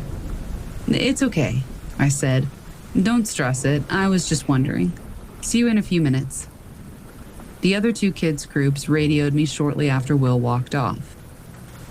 It was more like an hour before the staff group finally trudged into my sandy clearing. Some of them looked excited, and some of them looked confused at my dome of plastic and sand, and at my pile of glowing red boulders on the still blazing fire, and at the stack of blue 5-gallon water jugs that I'd hauled down from the truck for the experience. We thought we were going to die in a forest fire, one of the new girls, Carol Sue, said accusingly. She looked extra smelly. I pulled some essential oils out of my possibles bag. A possibles bag is just a type of leather purse we make on the trail. We call it that to disguise the fact that we're grown men who carry around purses. Put some of this on your wrists and neck. It will help you keep a good frame of mind in the sweat. How many of you have done this before? A handful of them raised their hands. Inside of the circle of the lodge is a sacred place. We will do 4 sessions, going longer and longer each time. We will dedicate each session to a different part of our lives, our histories, our families, our struggles, and our choices. Try to only speak from the heart about these things. It will be very hot once we begin pouring water on the rocks, and the heat will make it very difficult to speak anyway. So only speak if it is important. Katie and Will were already rolling the superheated rocks into the lodge, using some long willow poles I had made. I gave Jess a side hug. The trainees didn't know we were married, and we had found it best not to let kids or people new to the wilderness group know, because it could have become a distraction from the experience if they got caught up in our personal lives. So, side hug was all. As far as they knew, we were just co-workers. I took out a dried sage smudge and lit it on the fire and did the ritual smoke cleansing for each of them as they entered the hallowed ground. I made the last-minute decision not to go into the sweat lodge. That last boys group had a student that was a little bit of trouble, and I was worried I would end up having to take an emergency radio call about a runner in the middle of someone's heartfelt speaking about their issues with their family or their past. Also, the smell. Also, something just felt off. This was a perfect spot and a perfect time for a sweat lodge ceremony, but it felt not wrong exactly, just off somehow. Instead, I whispered my choice and that maybe I would join the next session to Katie, as she was the last to enter, and I sealed the door up behind them, burying the edge of the poncho in the sand like the rest of the construction. I stood by the fire for a minute or two and felt hot, so I walked in the water down the narrow stream about 100 yards and just looked at the stars that were slowly becoming more and more visible in the darkening twilight. I stood there for at least 10 minutes, enjoying the changing sky. I heard a twig snap somewhere to my left, and the crickets went silent. There was definitely somebody away up there in the trees. I stared hard and could not see anybody at first, but there was a small dark shadow under a pine, maybe 30 or 40 feet away. Too dark for this early in the evening. Was that a girl in the shadow? It looked like a small Native American girl with 2 long braids and some kind of headband. I called out to her, but she didn't move. She seemed to be glaring at me. And the longer I stood there, the worse I felt, like the warmth from the air around me was being sucked away. So I took a deep breath, and I did what I always do in the woods when something unknown scares me. I ran at it. Whoever was there took off fast, and I chased them. I lost them quickly enough, I'm not a runner, but I was sure they had been headed in the direction away from my little creekside sweat lodge. I must have gone 1/8 of a mile, almost to the road, when I heard all the staff at the sweat lodge scream behind me. My blood ran cold, and I turned on my heel and sprinted back up the canyon. I almost missed the sweat lodge clearing when I came to it because nothing that I saw made sense. The fire was out, not even a glow. The sweat lodge was gone. The tarps had all been pulled and ripped off, and they and the hides were flung out in a wide circle on the ground, in the bushes, and in the water. The frame was uprooted and folded over on its side to one side of the sandbar, and all the new and experienced staff were sitting stunned in a circle on a padding of sage and juniper around a pile of cold rocks. "What happened?" I yelled as I ran up. After a moment, Katie answered, "We were just sitting here, starting to pour water on the rocks to heat things up, and we started talking a little bit about what it means to know your personal history. The walls of the sweat lodge started shaking, and we thought you were outside trying to get in. It stopped for a minute, and Jess called your name, but you didn't answer, and we had just poured some more water on the rocks when the whole lodge went cold, like really cold, and it sounded like a massive windstorm blew in and ripped the whole thing off of us, frame and all, and threw it into the trees." I didn't know what to do, so I grabbed my bag and got out every flashlight I had. We started checking each other for injuries. I lied to them through my teeth and told them that it was a microburst windstorm and that they happened sometimes in Utah and that they were lucky nobody got hurt, and so on. Amidst the skeptical looks from the 3 who knew me, I got Jessica and Will to start taking the stunned newbies back to camp. But Katie stayed. Katie, who had been with me through so many other unexplainable things out here, knew what I was doing. She could tell I wasn't saying something. "The fire's out. Like, it's out cold. And it was 1,000 degrees 20 minutes ago. And the rocks that were glowing hot 20 minutes ago feel like they've been sitting in the creek," she said.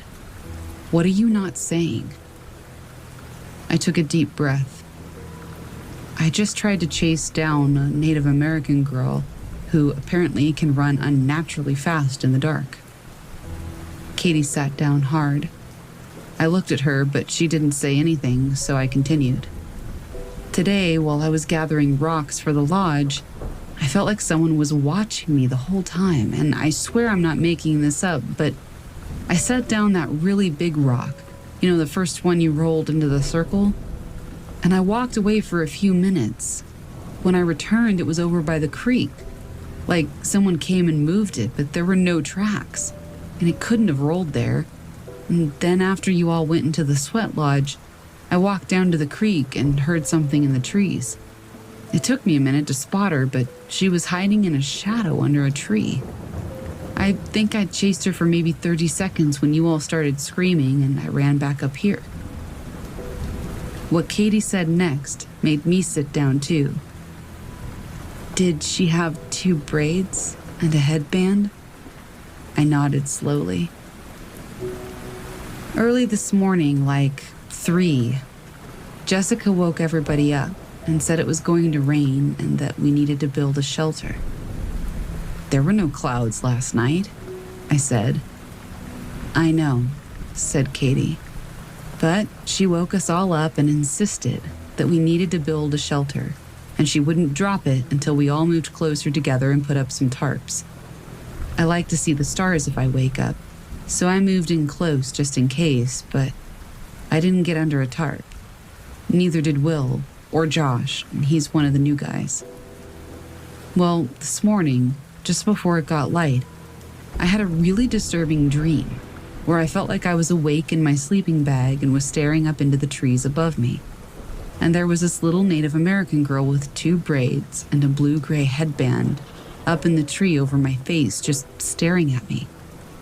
I knew I was dreaming, but I couldn't move or wake up. I was only able to move when Josh, on the other side of the shelter, yelled and sat up. I thought it was just a horrible dream, until I talked to Jess about the rain last night. She admitted to me that she hadn't been worried about rain, but that she had been dead asleep when she felt somebody reach into her sleeping bag and shove her head to the side. She panicked and laid there and pretended like she was still sleeping, but they knelt over her face for a few minutes. She said she was terrified to open her eyes. When she felt them leave, she waited for a few minutes and then woke everyone else up. I was wondering why she slept in the middle of everyone. Now it makes sense. I was quiet. Katie spoke again. Before breakfast, I asked Josh why he yelled and sat up. I was grateful he did, but was curious as to why.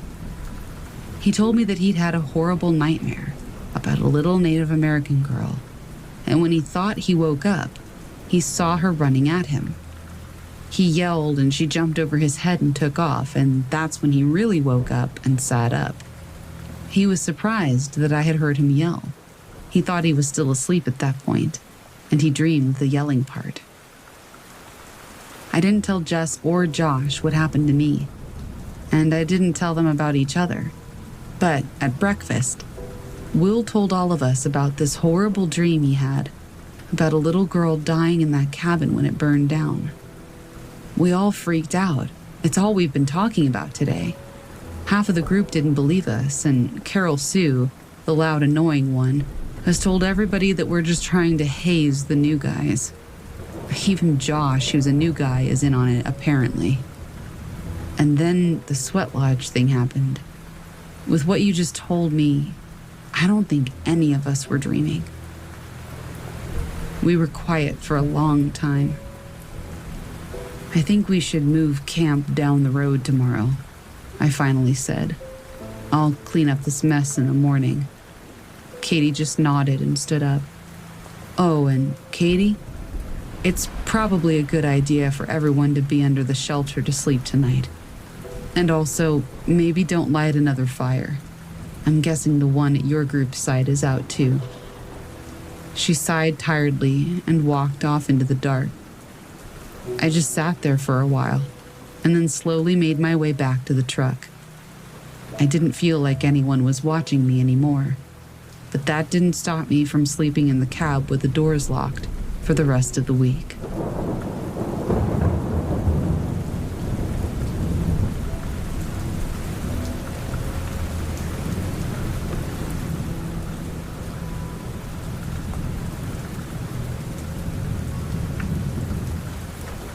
Back in 2013, when I was 28, I was traveling through Jujuy, a remote northwestern province of Argentina, for school. We traveled through a few remote villages along the Andes Basin, which consisted of crazy dramatic rock formations. The first village was called Purmamarca. The place we stayed at did not have electricity. It only had cold running water and no Wi-Fi. I must admit it was pretty awesome living off the grid and actually conversing with friends and telling stories by the fire. Now, fast forward 2 days. We arrive at the village of Tilcara, a couple hours north. The hostel we stayed at was quite a bit more modern, yet still pretty rustic. Tilcara was yet another beautiful dust bowl of a village, surrounded by colorful dramatic mountains and alien geography. When I say alien geography, I literally felt like we were on another planet while driving through it. This place did have TV, Wi-Fi, and warm water. We did a lot of exploring that day, hung out with llamas, visited ruins, things like that. That night, we had a traditional Argentine asado with our group around the fire in the common area, outside. My roommates, 2 girls from Illinois and 1 girl from Germany, all turned in early for the night at around 11. I stayed out for about an hour afterward, hanging out with my teachers and talking. They were drinking Fernet, a nasty, minty Argentine drink that I had tried previously and will never touch again.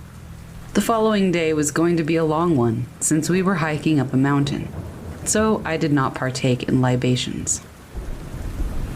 I started getting tired, so I decided to turn in as well. My roommates were all laying down watching TV, and as soon as I got in, I got ready for bed. Shortly after, we all decided to call it a night. I fell right asleep. Later, I randomly woke up because I had to pee, and I checked my phone. It was 5:37 a.m. As I set my phone back on the nightstand, I suddenly felt something staring at me from behind. The pull of the gaze was so strong I could feel it through the blanket. It was almost like a magnetic energy. I could feel anger and negativity emanating from it. I felt frozen in place for a few seconds. I managed to turn and peek over the blanket to see a dark figure standing at the right corner of the end of my bed. The figure was about 6 feet tall, with really broad shoulders. I couldn't make out any distinguishable features like eyes, etc. Its body was black, but seemed to consist of static. The static was like that of a TV channel, where the signal is out. Black and dark gray instead of black and white, and it moved a lot slower. It just stood there, not budging at all. I laid there for what seemed like an eternity, frozen, too scared to move. Suddenly, I felt the same pull from my left side. I turned, and I saw a similar figure, but slightly shorter, standing at the foot of the German girl's bed. The one and only small window in our room was above our bed, casting light straight ahead, so I know it was not a trick of the light. Multiple times I have thought maybe I was dreaming, but I couldn't have felt more awake. If I was dreaming, it was the most realistic lucid dream I have ever had. I laid there staring at both figures, casting my gaze from left to right, until I did what any normal person would try to do to protect themselves from scary things at night. I pulled the covers over my head. I'm not sure why I was not more proactive, considering the fact that there were 2 strange beings in the room. But I didn't budge. I waited for what seemed like another eternity. The entire time I had to pee like a racehorse. Eventually, the presence of whatever beings were in the room gradually faded, and the embarrassment of possibly peeing the bed forced me to peek up from the covers to see if the figures were still there. They were gone. I waited for a few seconds to see if they were somewhere else in the room, but when I didn't see anything, I got up, raced to the bathroom, and turned on the light. I peed while peeking my head out the door to make sure nothing was there, and afterward I ran to the bed, hid under the covers, and fell asleep with the light still on. The next day, I woke up and still considered that maybe the entire thing was just a weird, bad dream. The two girls in the bed across from me asked why the light was left on in the bathroom, and I proceeded to tell them what had happened. The German girl was taking a shower at the time. Their response was to laugh at me and jokingly ask me what kind of drugs I was on and how much I had to drink. Granted, I was not much of a drinker. I hadn't had anything to drink that night, but I could see how they came to that conclusion, considering that I was hanging out a little later with people who were drinking. After the German girl got out of the shower, the other two girls, who were still laughing at me, told her about how I had seen a ghost last night. Her face instantly drained of color. She looked over at me and said, "You saw them too?" I asked her what she had seen and where, and she said that she saw two guys in our room and pointed out the exact locations where I had seen them. I asked her what she did, and she said that she saw them and then tried to just go back to sleep because she was so scared. The general consensus of the girls in our room was that the two men in our group creepily came into our room last night, but I didn't believe that. The body shapes and sizes were not consistent, either of them, and I just couldn't see them doing that in general. But who knows? I told my teachers and the hostel owner of my experiences. The teachers also laughed, but the hostel owner brushed it off and said that it was quite normal and that people saw things there all the time. Just another night in Tilcara. Apparently, that region is quite popular for UFOs and is also on an indigenous burial ground. So, they may have been aliens or angry native spirits or something else. It wasn't so much that I could see these beings, but I could feel them. Their presence was one of the strongest things I've ever felt in my life. I felt them before I saw them. If I was ever skeptical of otherworldly beings before, this experience completely changed my mind. Whatever they were, I have zero doubt that they were something from beyond. Beyond where? I have no idea. What's really weird is that when I returned to the United States, I found myself often waking up at 5:37 a.m., multiple times a week. I had never had this happen before that. To this day, it still happens.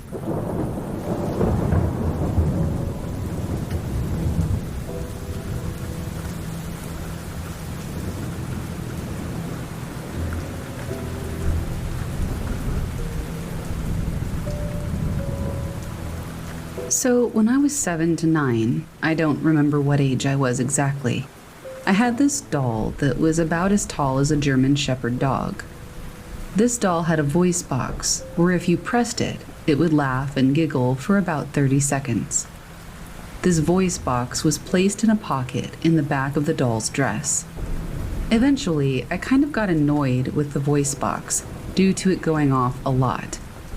Before this incident, I had thought that some stuff behind it was pressing on it, or that the pocket was sewn on too tightly, so it was pressing the box when there was pressure on the pocket.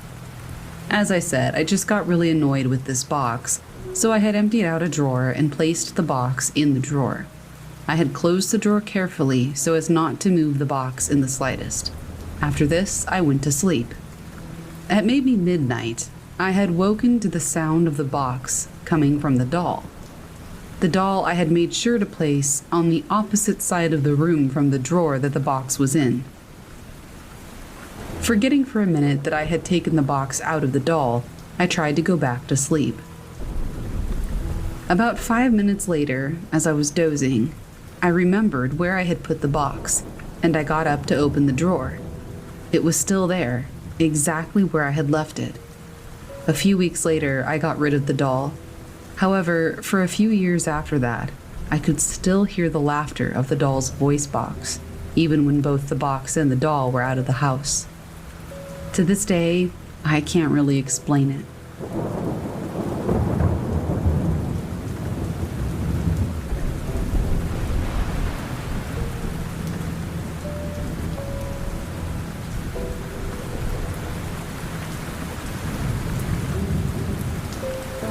I have a hobby of collecting older dolls that kind of sit in my room.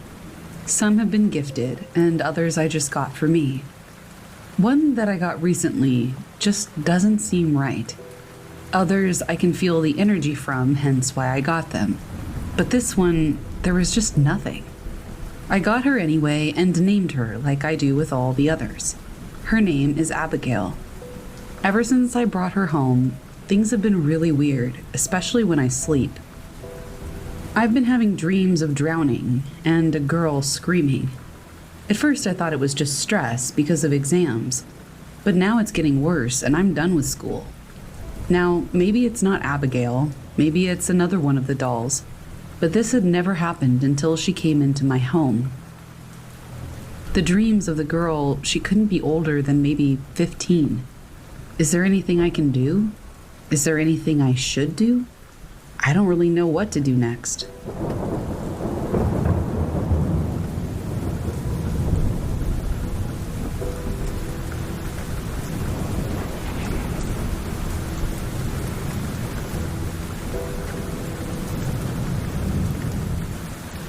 I've been interested in the paranormal for as long as I can remember, and have been investigating the paranormal for about 12 years now.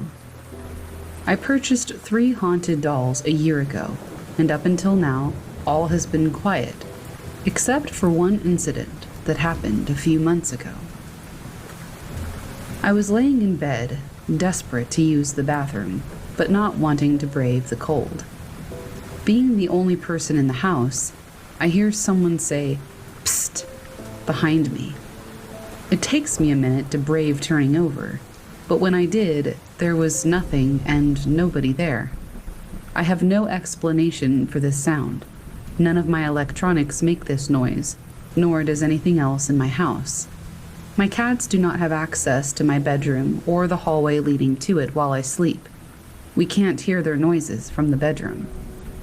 Then nothing more happened until last week. My partner has a cylindrical massage roller. It sits underneath the exercise bike. So we're sitting watching TV, and the roller rolls across the room out of nowhere. Nothing interacted with it. I accept that there is a possibility that it could have fallen, but with how it usually sits, it seems very unlikely. It's also never happened before, and it hasn't happened since. My cats have one of those little balls that light up when something touches it, and the last 2 days it's been randomly lighting up on its own. I hear this can happen when the batteries are low, but this was a fresh ball about a week ago. And today, sitting quietly, scrolling social media, the guitar that sits on its stand across the lounge from the sofa randomly rings out. All the cats were sleeping at the time, and nothing was around it to fall and hit the strings. Again, I just don't have an explanation for it. I plan to do some EVP work with the dolls and see whether anything comes of it.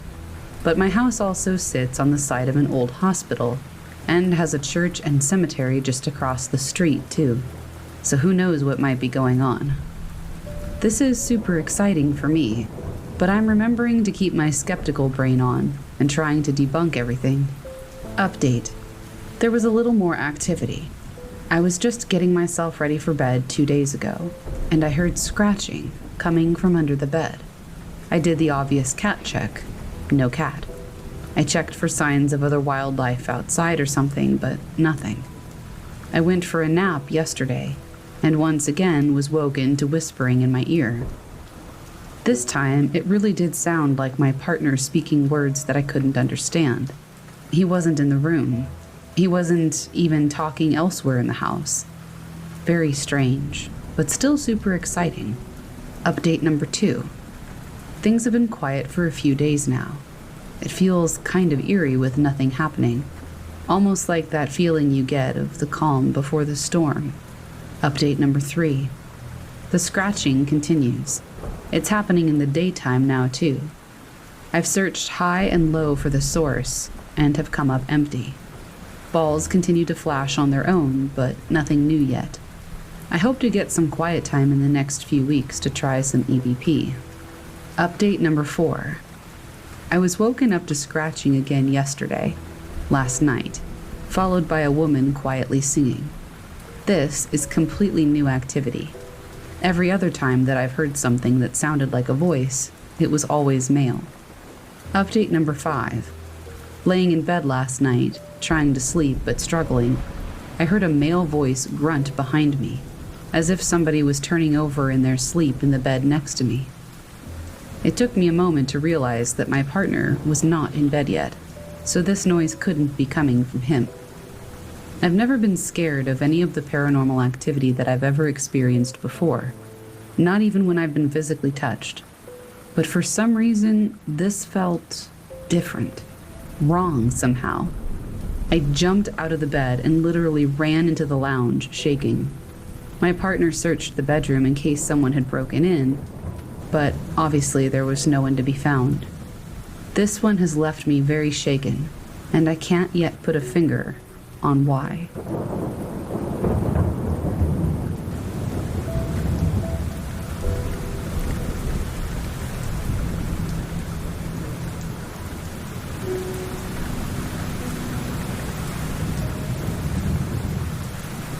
So when I was like 7 or 8, we used to live in Webster, Wisconsin, and we lived in a house a little bit wider and longer than a trailer house.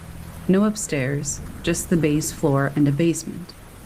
It was a beautiful house, with a big area that was just woods. One day, my cousin was supposed to be watching my 2 sisters and I, and he said that we could all go play outside as long as we stayed in his sight. But within 5 minutes, he ran into the woods and told us to keep up. Of course, we listened to him. We ran after him, and he disappeared. We couldn't see the house or even the tree line where the woods stopped. We were lost, and we started freaking out and crying. Then about a half an hour later, a really tall Native American chief came up behind us and asked us what was wrong and why we were crying. Asked if we were okay, things like that. I told him how we'd been chasing my cousin and we lost him and we don't know how to get back home. He just smiles and says, "Don't worry, sweetheart. I'll make sure you get home safe and sound. Just come to my village and rest for a little bit. Eat some lunch, play with the children, and when you're ready, you can explain to me where you live." I said okay, so we go back to his village, and it's a smaller one in the middle of the woods, in a clearing. But it had at least 60 people. We ate a stew or something like that they made, and he had me draw in the dirt on the road where our house was. He smiled and said, "I know exactly where you live. If you want to play for a little bit, that's okay. But I want to get you home before dark. There are a lot of dangers in these woods, like bears, coyotes, bobcats. Not good for children to be out in." So he took us home, and he didn't leave the edge of the woods. My mom came out crying, asking where we were, saying she was about to call the cops because we were missing for about 4 or 5 hours. She asked us why we left the house without Scotty, my cousin, and I said, "He was with us. He ran into the woods and left us behind. We tried to call for him, but he was gone." Then he came outside and said that he had never left the house. He thought we were in our rooms. So I told my mom what happened, and she said we would figure it out the next day. The next day, we went and followed our footprints and found the village, or what used to be a village. There was almost nothing there. What had been a gorgeous place was now ash. It had all been burned down. The grass, which was shorter the day before, now stood taller than me. It looked like it had just been burned down and left vacant for hundreds of years. We called out for them, but there was no response. We found the chief's headdress and a doll made of deer hide and some other kind of cloth. As we were about to head back, I found a huge eagle feather the size of my arm. It was the most amazing paranormal experience I've ever had.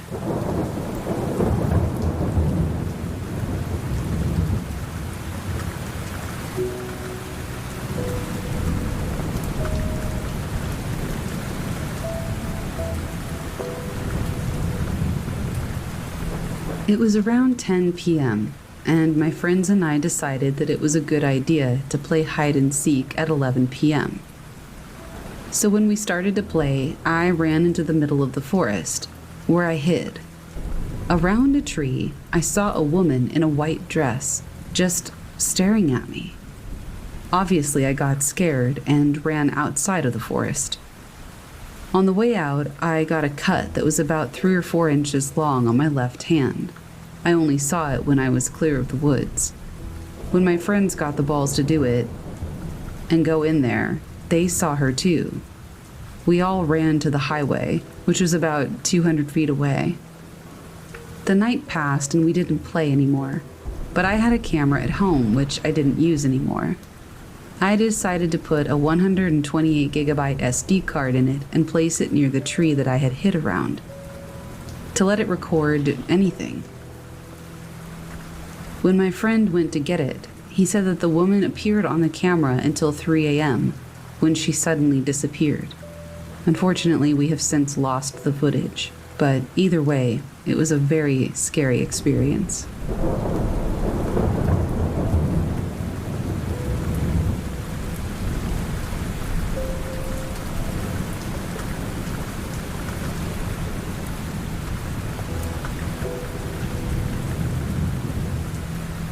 My boyfriend and I went up to his parents' cabin a few years ago. We were the only ones up there for the weekend. We went on a short hike up along a creek known as the Strawberry Trail. We were about a half a mile up, just enjoying the beautiful scenery. We embraced in a hug, and we both closed our eyes as we did so. But as soon as we did, we heard this loud flapping of wings, or running of some large animal.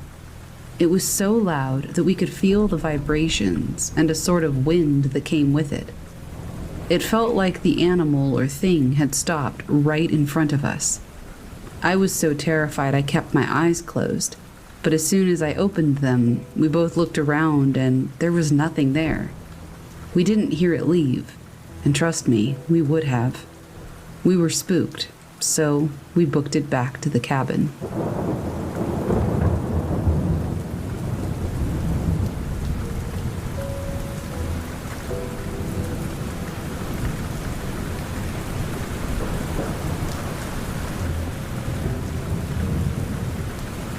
I will preface this by saying that I have never seen a ghost.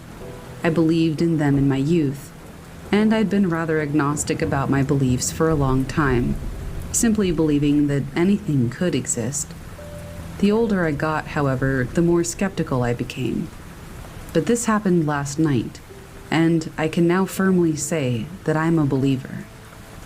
My friends and I were in a local park last night. We were walking along a trail, and right away, something was off. One of my friends has always experienced the paranormal, and he was extremely uncomfortable. He said he was seeing figures and hearing footsteps throughout the extent of the walk.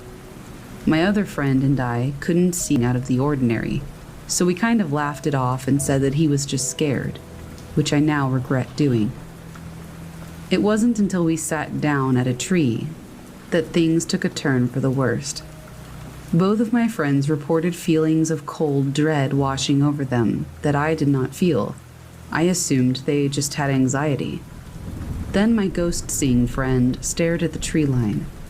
I asked him if he was seeing one, and he said yes. I looked into the woods, and I saw it.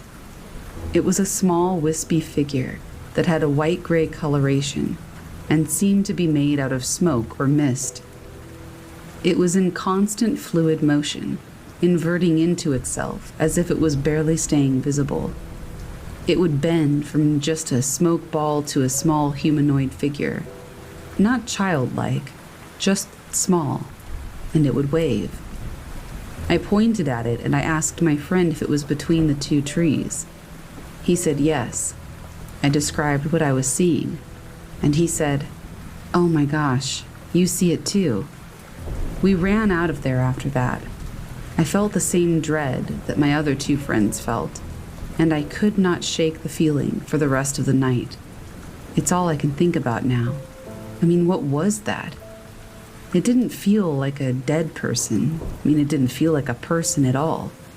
It also didn't feel like it was mocking us, more like it was trying to act in a way that was abnormal for it, like it was trying to be human.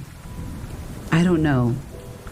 I'm an ex-skeptic that's now begging for answers. My friend and I both saw the same thing, and all three of us felt the same thing. So if you have any idea what that was, I'm all ears.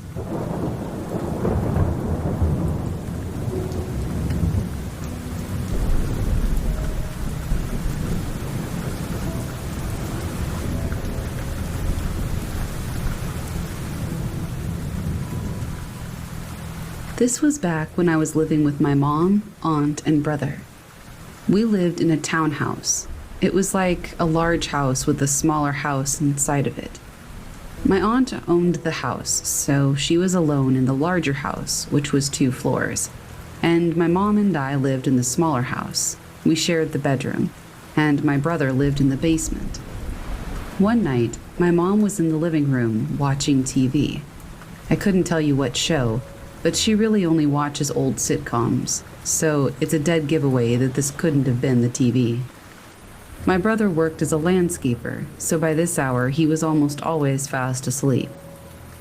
Our bedroom has an outside-facing wall, facing the very large fenced-in backyard, and behind it a small stretch of woodland bordered by a reservoir. There isn't any room for anything larger than a coyote to live there, and nothing larger is native to the area, considering that we live in the suburbs. There are mountain lions a little over an hour north, but wolves and other predators are not native at all. Around 1 a.m., I heard this blood-curdling scream. Before you say anything, yes, I am aware of mountain lion screams, and I've listened to them extensively, but this was absolutely not a mountain lion. It wasn't a fox either, or any other animal that I could think of that we have here, but I'm open to suggestions if you think you know any. It goes on for a good 10 or so minutes, while I lay paralyzed with fear. It sounds almost like children screaming, except deeper and more terrified. It genuinely sounded like someone being killed. The next morning, I asked my mom about it, and she said she didn't hear anything. My brother said that he did, but he thought that I was just up watching TV, or that maybe my aunt was fighting with her boyfriend. My aunt thought it was my mom having a temper tantrum. To this day, I don't know what it was, and though I don't live there anymore, it still makes me very afraid.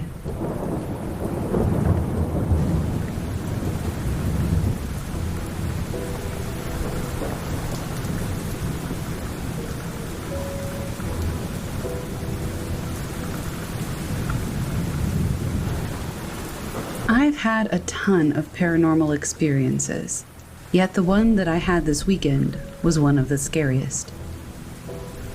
This past weekend, my wife Mary, our 3 sons, and I were up at the family cabin. We purchased this cabin about 6 months ago. From day one, we've seen shadows, lights, and movement throughout the place. Everybody went to bed around 10:30. And I went into the kitchen to sneak a bite of the pan cookies that my wife had made earlier. As I was cutting off a piece, I heard a female voice whisper, "Hey, what are you doing in here?" It immediately unnerved me, and I said, "Mary?" without turning around. I finally looked and she wasn't there, so I turned back and continued cutting. Then I heard an even louder, clearer female whisper, "Hey, are you going to eat a cookie? I want one." I quickly looked around and there was nobody there. I quickly hustled to the bedroom and jumped in bed. My wife was still awake and obviously had not been in the kitchen asking for cookies. I made myself go back into the kitchen after about 10 minutes to clean up my mess, and I didn't hear anything. The next night, I heard nothing until I got into bed. I was on my side, and I felt a tug on my sleeve. I turned my head to look, and I heard a voice whisper, "Mom? Dad?" I quickly walked across the hall, and my boys were fast asleep. I also heard more words that I couldn't make out. I left a recorder running all night in the kitchen, but I haven't had the time or the nerve to analyze it yet.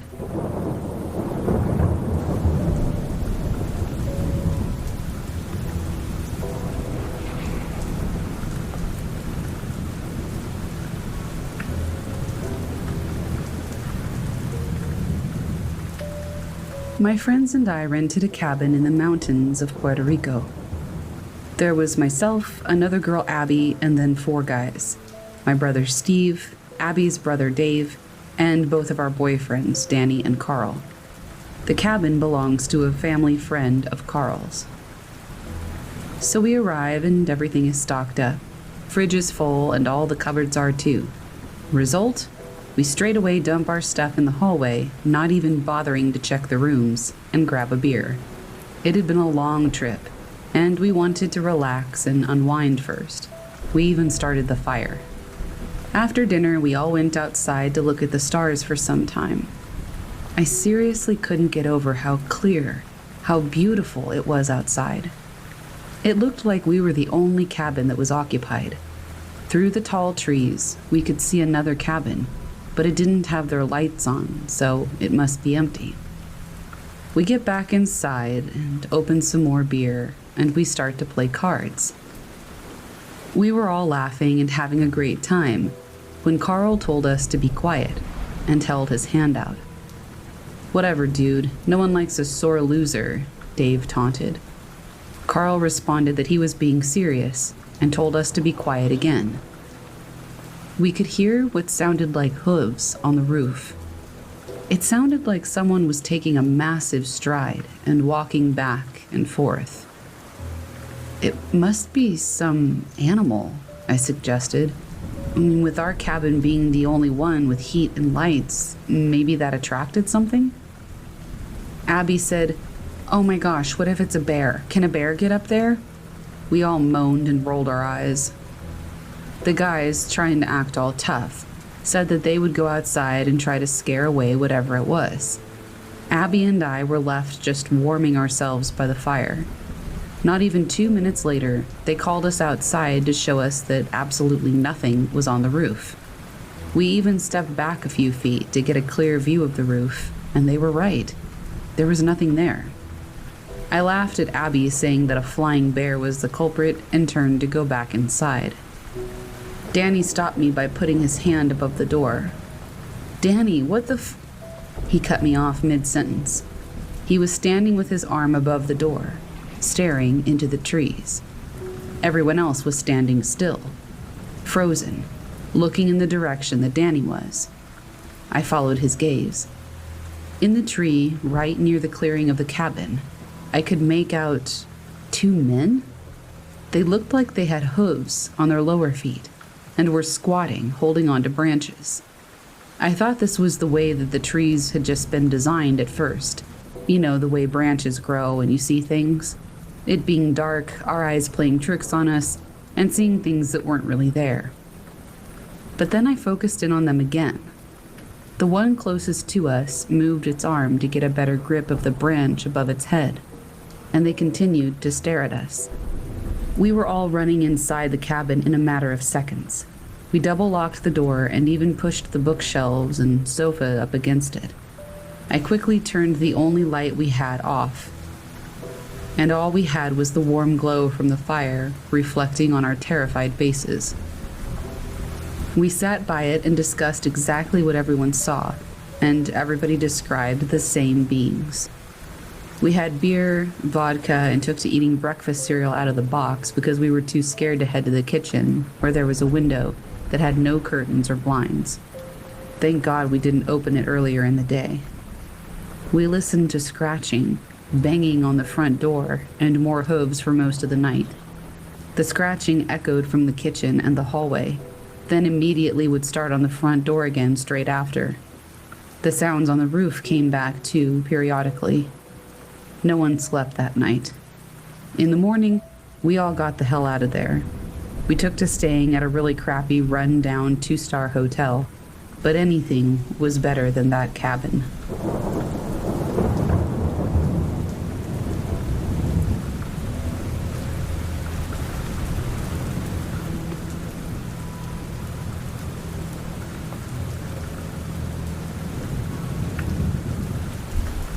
I recently started a new job for a commercial cleaning service. It's great money, long hours, and hard work. This week, I've been working about an hour from where I live, stripping homes affected by flooding. For the past 2 days, my partner and I have been working in an isolated cabin, basically with just woods all around. The building has been gutted at this point. Today was supposed to be the final day that he and I were there. But instead, he got called off on a death cleanup. I've been there this entire day, working alone, with only natural lighting and little for heat. At one point, I went to grab food, but came back, checked the time on my phone to see how long I'd been gone, and set it on the only remaining counter. I went off to the other end of the house and worked about another 2 hours over there, before getting a drink and checking the time on my phone. My phone wasn't there. It wasn't anywhere. I spent 30 minutes with a lantern, looking in every possible spot. I tried to track it from home, though it's somehow off, with 50% battery when I last checked. No one came in the building. I didn't move it or turn it off. I'm having a hard time wrapping my head around it. Yesterday, when my partner left, I had a tool vanish as well. It was to my left. I was sitting on a small stool and using it very frequently. When I reached for it again, I couldn't find it. I got up and thought maybe I wasn't paying attention, and I set it in an odd spot or something. But no.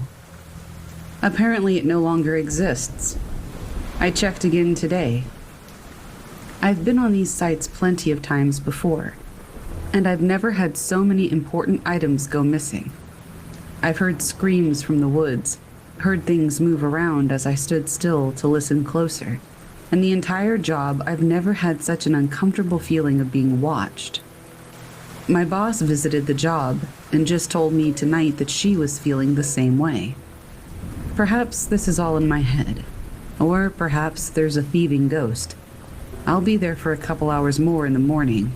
So, I don't know, maybe I should burn some sage or something, but I want my stuff back.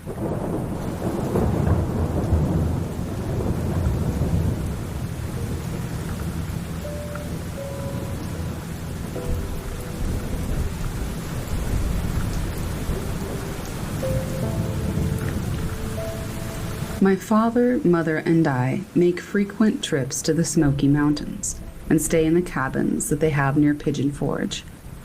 However, this particular trip still haunts me to this day. About 8 years ago, we stayed in a cabin that had an alarm system. It was already dark outside when we reached the cabin and got settled in. We set the alarm and thought that we would all watch a movie together. While we were watching the movie, the security alarm system went off. The alarm was only supposed to go off if a door was opened. We checked the cabin from top to bottom to find nothing out of the ordinary. The next morning, we called the company that rented the cabin to us to have them check out the alarm system. Someone came in and checked out the system and said that he'd been called out to our cabin multiple times within the past month with the same problem. Since it's only the first day at the cabin, I'm already feeling a little bit creeped out. I noticed that there was a book on the table that guests could sign and talk about how much they love the cabin. As I was reading more and more stories, I noticed that many of them mentioned feeling unsafe, and some even mentioned that they found wet footprints on the deck where the hot tub is. I told my family about these stories, and they told me that they're just trying to tell scary stories to get other guests spooked. I agreed with her, and we went about our day. The same night, we went to bed like normal. My father slept in the basement of the cabin.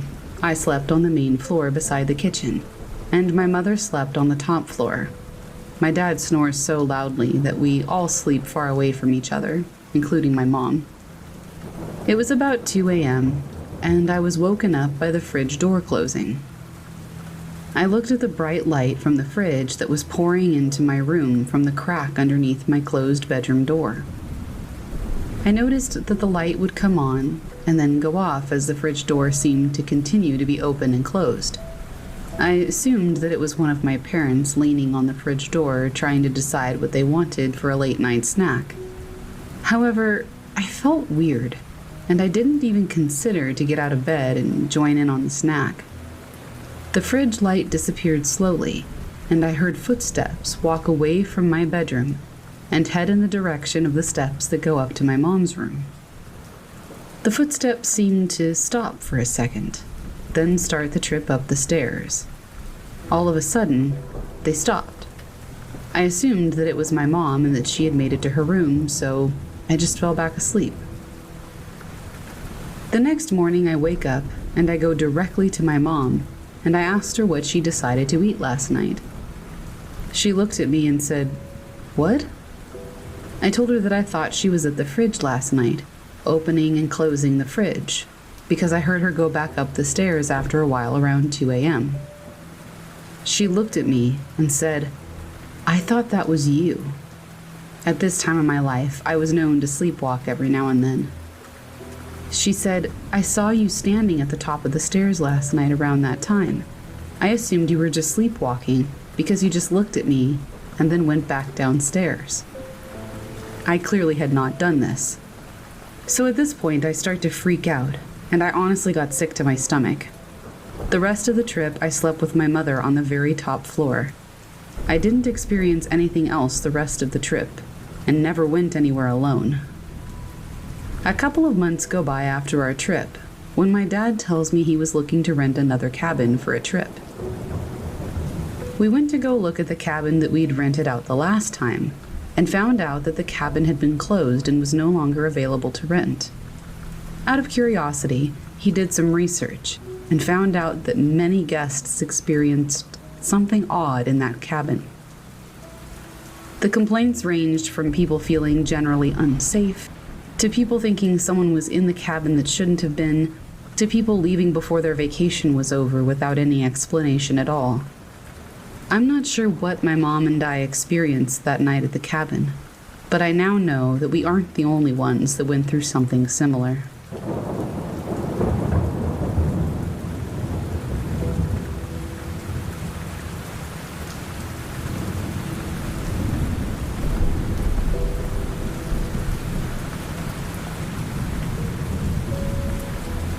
My family and I lead a pretty exhausting life. I was busy with school, they were busy with work and bills, so we barely ever got any breaks. However, during the holiday school break in around December, my father decided that it would be best if my half-sister and I went to a secluded cabin in Alaska that his mother bought when they were fleeing the war in their country in order to relieve some stress for us. She's obviously way older than me and has 3 kids who are already married and have children of their own. We have some strange family stuff because of age gaps. Anyway, she was supposed to take care of me. Everything went fine when we arrived there, and we slept in the same room upstairs, except my bed was in front of the glass doors leading to the balcony, and hers was right by the door. It was around 2 in the morning, and I was still awake, using up all of my mobile data to chat with friends who also had trouble sleeping. Suddenly, I heard a loud thud that jolted me to my senses. My half-sister only rolled over in the bed and complained about the sound. Then she went back to sleep again. Once I made sure she wasn't awake, I quickly abandoned my bed and opened the glass door, and then I went out on the balcony. It had a small wooden chair with a mug that my sister had been drinking coffee out of earlier. At first, I saw the other cabin where an elderly couple was staying with their grandchildren and 2 big German Shepherd dogs that slept outside. So at first I thought they may have knocked something over. The couple had big barrels outside of their house for some reason. But then something else caught my attention, and it wasn't anything ordinary. It was the figure of a woman who walked calmly out of the forest surrounding the trail that leads to the small bundle of cabins there. The moment that I noticed her, she just looked up at me, and I immediately bolted back inside. I forced myself to sleep quickly that night. I woke up at around 4 a.m. and had to go to the bathroom, but I was too lazy to get up for a while, so I rolled over, and the first thing I see is a woman with all gray features, despite there being a light outside, tapping on the glass. I just ran quietly toward the bathroom because I was still feeling really sleepy. I thought maybe I was just seeing things. When I came back, I noticed that she wasn't there, but I still got really creeped out, so I woke up my sister, who checked everything, including downstairs, but there wasn't anything there. I remember that the dogs barked a lot that night. The next morning, I told her about everything, and she asked if I was sure that it wasn't just a bad dream, and then promised to call the police if the woman kept showing up. 2 days later, and a lot of barking, but no woman. My sister invited the couple across the way over for coffee. I remember that the old man also mentioned seeing a woman outside, who was digging in the snow and dirt with her hands in the middle of night, and that when he yelled, "What are you doing here?" loudly at her, she just ran off into the forest. Nothing really happened later, except the power going off and on constantly, the couple's dog acting really weird, and footsteps in the snow that weren't there before showing up in front of our cabin. We just wrote that off as other people staying at the cabin looking at ours when we were out grocery shopping, though. But I don't know. What I remember clear as day, though, was that when I was upstairs playing with the old couple's grandchildren once, the mug that was still on the balcony just fell off the chair and shattered, despite no one being there. There was no wind either. After that, the dog started barking again. It scared me, so I took the kids downstairs. When we returned home, though, my mother jokingly said that maybe the place is haunted. And that seriously has me thinking that maybe it really is. I don't know how to confirm if there's anything paranormal about this, or if there's some creepy robber lady going around the cabins scaring people and digging in the snow in the middle of winter. Either way, it was definitely freaky.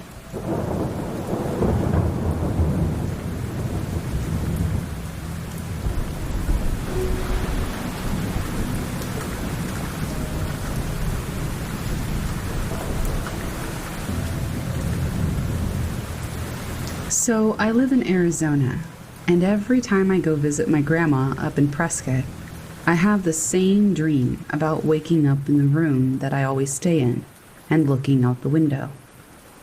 Prescott is a forest area in Arizona, for reference. Each time I look out the window, there's the same completely white figure standing outside in the forest, watching me intently. The first few times I had the dream, I was terrified of the figure. That was up until recently. The last time I visited the cabin, I had the dream, like always, but I viewed the figure in a different light, and I just felt a deep sorrow. I walked into another room of the house and looked out the glass door so that I could get a better view of it, and I sympathized with it. I sat down beside the door, and we stared at each other, separated by a thin sheet of glass, but we felt so far apart, and I woke up. I haven't had that dream since because I haven't been to the cabin in a while, but I have extremely vivid dreams each night about random things. This is the only really recurring dream that I have, though, and it's only when I stay there. Is there any kind of paranormal explanation to this? Or is it just another one of my crazy dreams?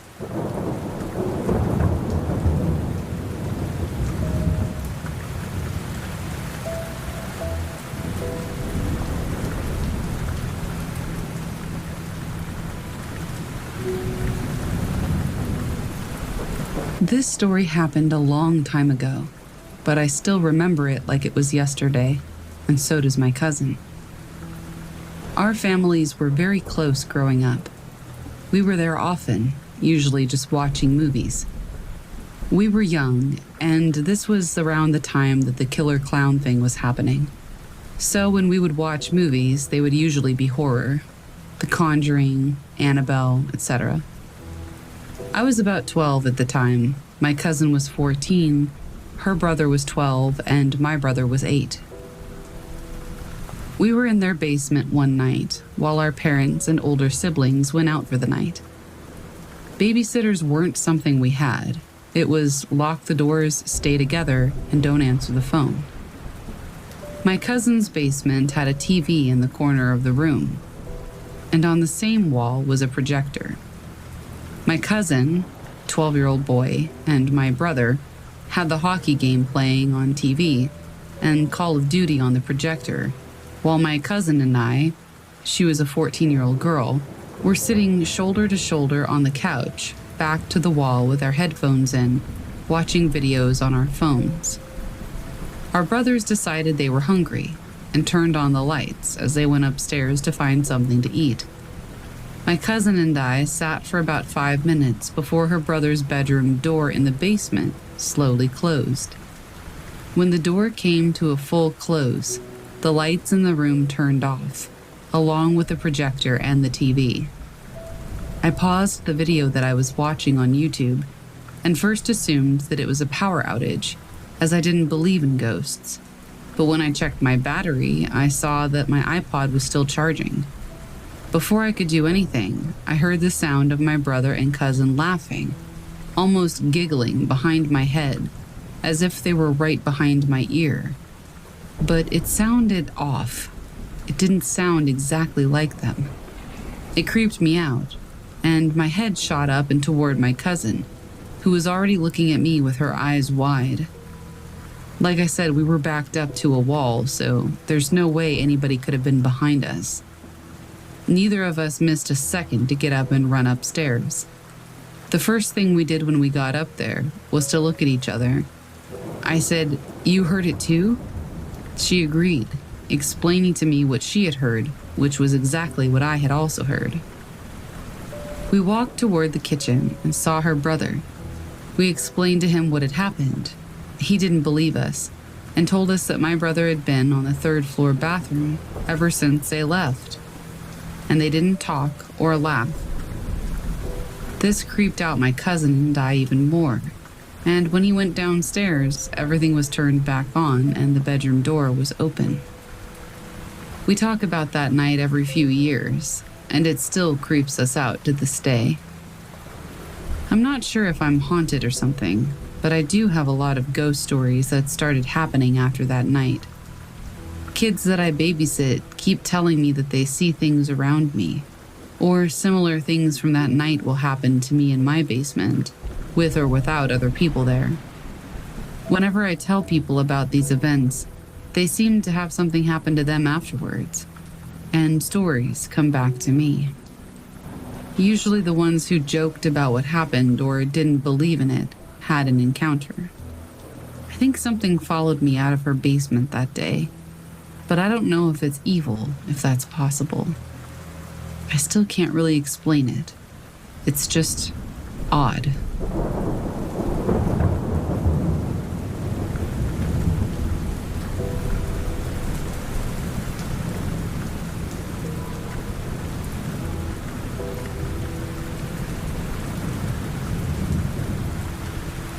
This just happened yesterday, so it's fresh in my mind.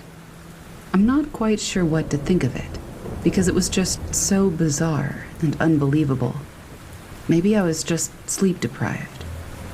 So last night at maybe 2300, I was walking around my block. My town is relatively safe, so I didn't feel in danger. Plus, it was a pretty night. I had been walking for around 5 minutes when a pale woman with blonde hair and a white dress caught my eye from across the street. She was about my height and looked to be around my age, too. I didn't actually pay attention to her after I first noticed her. While I circled the block again, she was on the same street, a couple of feet in front of me. She was standing on the curb, staring at the cars passing by. It was a main road, so even that late, people were still driving on it. I said hello to her and she turned her gaze toward me. I couldn't see her face super well, But from what I think I saw, she had no pupils, no color in her eyes. She just stared at me. After a while, I asked if she was okay. She didn't respond and simply pointed at the road. I was really confused and I didn't understand.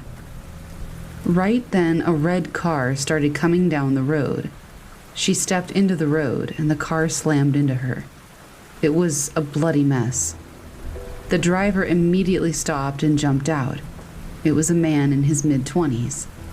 We both spoke about it, freaking out. He called the police, and I went around the car to see the state of the girl. But once I circled around the car, she was gone. Not as in dead, gone as in she wasn't there at all. The blood on the road was gone too, but not gone from his car. After the police arrived, they concluded that it was some kind of big hoax. A hoax by some kid who didn't know what they were talking about, and some guy who just went along with it. The blood on the truck was brought into investigation, only to be found as paint. Nothing else was put up about it.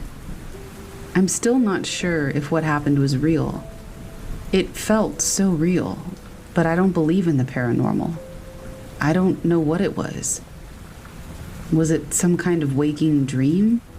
I remember it like it was a real event. I feel like I can't leave the house now. I don't understand anything, and I kind of feel like I'm going crazy. Has anyone else experienced anything like this?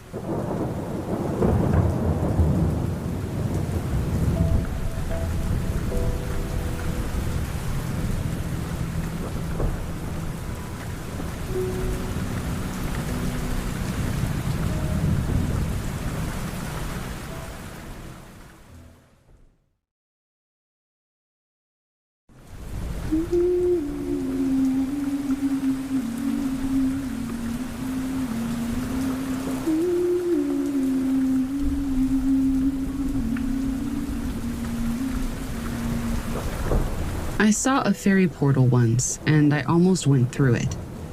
I was 9 years old, and it was the week before school. I was depressed about classes starting because kids had started to bully me. My mom took me on a day trip to the local preserve. When we arrived there was a bus load of elementary school kids, and my heart sank. I was noticeably chubby, and kids were always cruel about it. This was the 1980s, and fat phobia was intense. So we walked along the main path, full of kids. My mom could instantly charm children, so they loved her. But when she wasn't looking, the kids would say mean things to me. So I wandered off the main trail, and I found this Indian trail. It was very distinct in spite of a lot of undergrowth. It passed between two trees that arched toward one another, almost like a doorway. And then I came to this huge hedge. It was too high for me to see over, and it stretched all the way from the Indian trail to the main path, seeming to cut across the forest. The Indian trail led right up to it, and there was a fissure, just wide enough for a child to fit through. I peeked inside, and it was so lusciously green and cool, and this was a stifling hot day, Nebraska heat, humid and oppressive. It was unusual to find some place that cool in the forest, given all the heat and humidity. I squeezed into the fissure, set my foot on the earth on the other side, and it was soft and moist and springy, unlike the hard, baked, sandy earth of the main forest. What I saw remains the most beautiful place I have ever seen. The sky was pearl blue. There was a vivid green bank sloping down to a dry creek overgrown with ferns. A huge fallen tree trunk spanned the ancient creek like a bridge. On the other side was a forest of silvery trees, the most inviting thing I've ever seen. Peaceful, wondrous. All the sounds from outside were hushed. No gabbling children, no nothing. Just peace. It filled me with joy, and at that time of my life, I had precious little that made me happy. Now, I had braced my hand on the outer wall of the hedge. and my other foot firmly planted in the hard, sandy, real part of the path, because somehow I knew that if I put both feet on the ferry side, I could never go back. It was so hard not to walk into it and start exploring. I truly felt the place call to me, and I have never wanted anything so badly than to cross that tree bridge and explore the silvery forest. Even the air felt different, moist and sweet. I felt a light, gentle mist touch my face as I closed my eyes and breathed in deeply. But then I thought of my mom. Could I really just leave her behind? She had had a sad life, too, and I thought it would be a gift to show her this place and we could go in together. Well, as I had that thought, the fissure in the hedge began to close, pressing against my stomach and back. I was forced to choose. Go forward or go back. I pulled myself back out of it with an effort. The hedge branches caught my t-shirt and tore a hole. Branches scraped my arm, drawing blood. I went back down the Indian Trail, past the 2 trees entwined like a doorway, and found my mother on the main path, still talking with those brats who'd had the nerve to bully me when she wasn't looking. I insisted that she come with me to see this most glorious thing.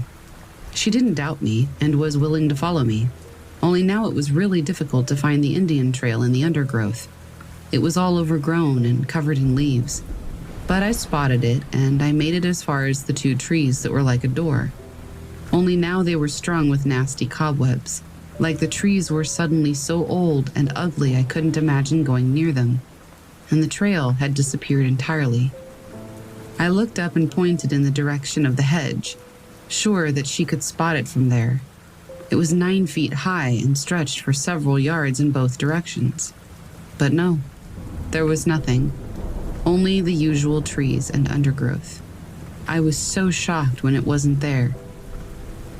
I saw then that it was impossible that it had ever been there. It would have been bisected by the main path, which was packed with children and teachers. I was speechless, trying to get my mother to understand what I had seen. She didn't doubt me, and she said, "Maybe it was just for you to see." I felt such a profound feeling of loss, like really inconsolable loss. Probably at the end of all my days, I will still think of that place.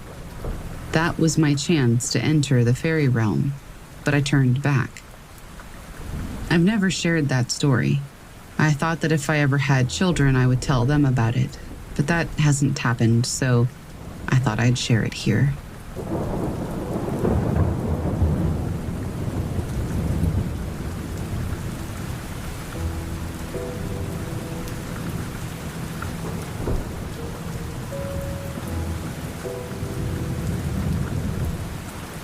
This happened back on the 27th of December in 2019.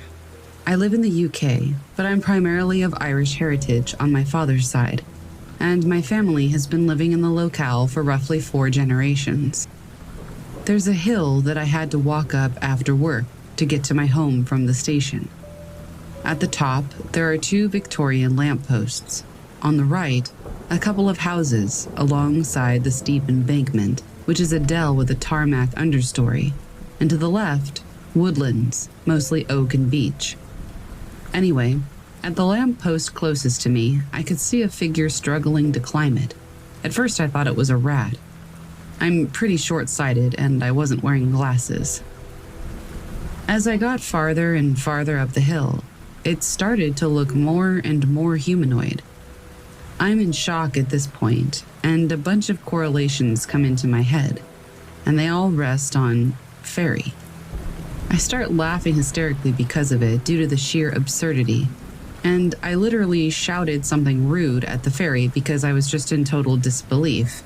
I guess I thought taunting it would prove it or disprove it, I don't know. But 2 seconds later, this clap-bang explosion goes off at the back of my head and knocks me to the ground. I just start running to get out of there. I had no bumps or injuries on the back of my head, and the sheer force of it is just unexplainable. I honestly would have shrugged off the entire experience if it hadn't been for that. Moral of the story, I suppose, is don't be mean to fairies. I'm still not entirely sure what I saw.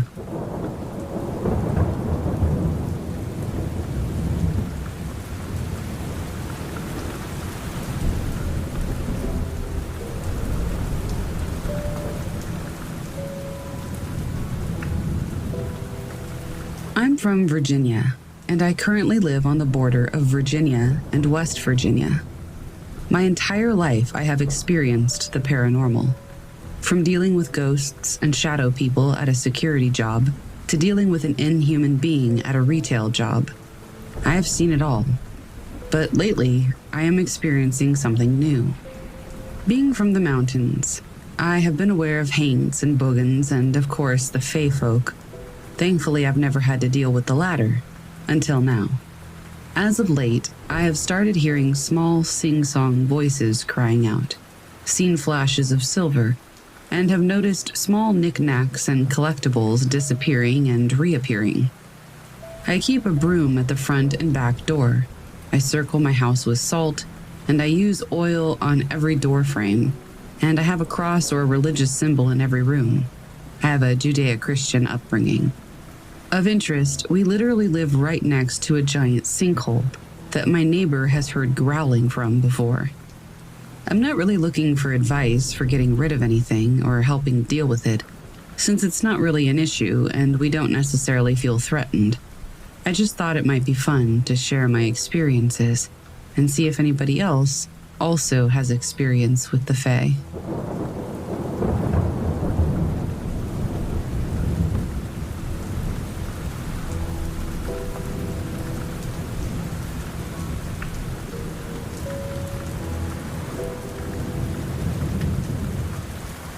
This happened when I was 13 or 14. This was probably one of the last times that I went consistently to see my aunt. She lived very close to a mountain near Oaxaca. Her husband, my uncle, was a pretty wealthy guy.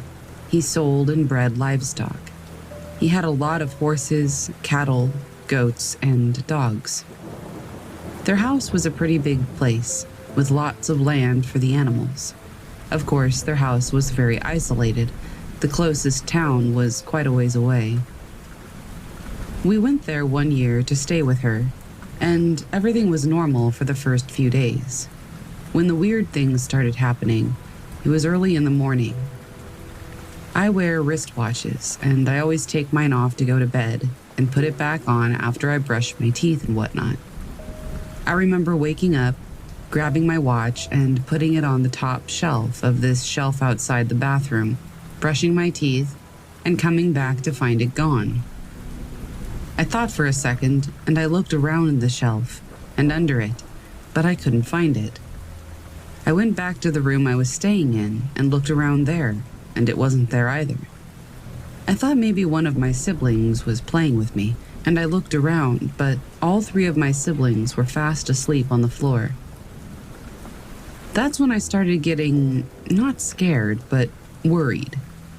I go to look around the shelf once more, and I still can't find it. I remember saying out loud, "Whoever took my watch, give it back, because I'm getting mad." I walk away to put my shoes on, and from the living room I could hear a slight noise. It was my alarm on my watch going off. I peeked my head into the hallway, and I could see the blue light from my watch. That's when I got scared. I walked up to it and put it on, and got a really uneasy feeling. I go to watch TV, and I see my aunt walking into the kitchen. I say good morning, and I ask her if she grabbed my watch. She says no, but not to leave valuables in the open. I asked her why, and she says, "The duendes will take them and hide them." I gave an uncomfortable laugh and said, "Right."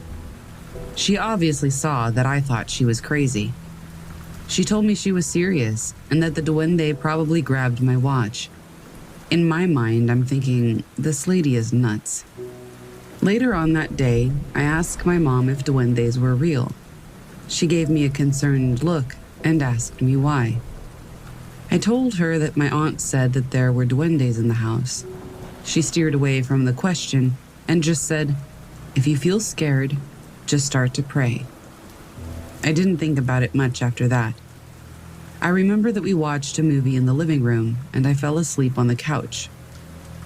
I woke up to a thud coming from the kitchen and footsteps running from the kitchen. The footsteps were light, but still audible, kind of like when a cat runs. I see lights turn on from the hallway, and I see my aunt running toward the kitchen. I hear her say, "Mendigos duendes," which means roughly, "damn elves." I slowly get up and peek into the kitchen, and it's a huge mess. A lot of stuff knocked over, most of it food. I asked if an animal got in, maybe a raccoon. She's so irritated by the mess, she just says, "Duendes." I roll my eyes and look at my watch. It was almost 4 a.m.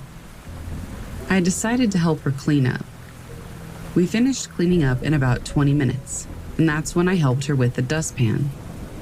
It was one of the sucky ones where you have to crouch over and hold it.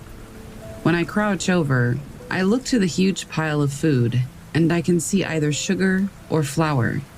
And that's when I made out little tiny footprints. Not like baby footprints, but smaller, like if a lizard had human feet. I look to my aunt, and she says, "I know, I saw them. I told you." I'm still not completely convinced, so I go to bed, and I wake up and nothing happens for a few days. The last experience I had with these things was when I was sleeping and woke up for some reason, or rather no reason at all. I remember feeling uneasy, trying to figure out why I was awake. I could hear those footsteps again as something small was running in front of the bed. I sit up fast, and I see a small shadow running weird, like it was kind of waddling but still moving really fast. All this happened in a matter of seconds. I turn on the lights and nothing is there. I couldn't make the shadow out, but it was small, maybe a foot tall. That's when I started believing in them. I was so uneasy after that, and I was glad I was getting out of there. I may have been a skeptic going into it, but after that visit, I'm a believer in duendes.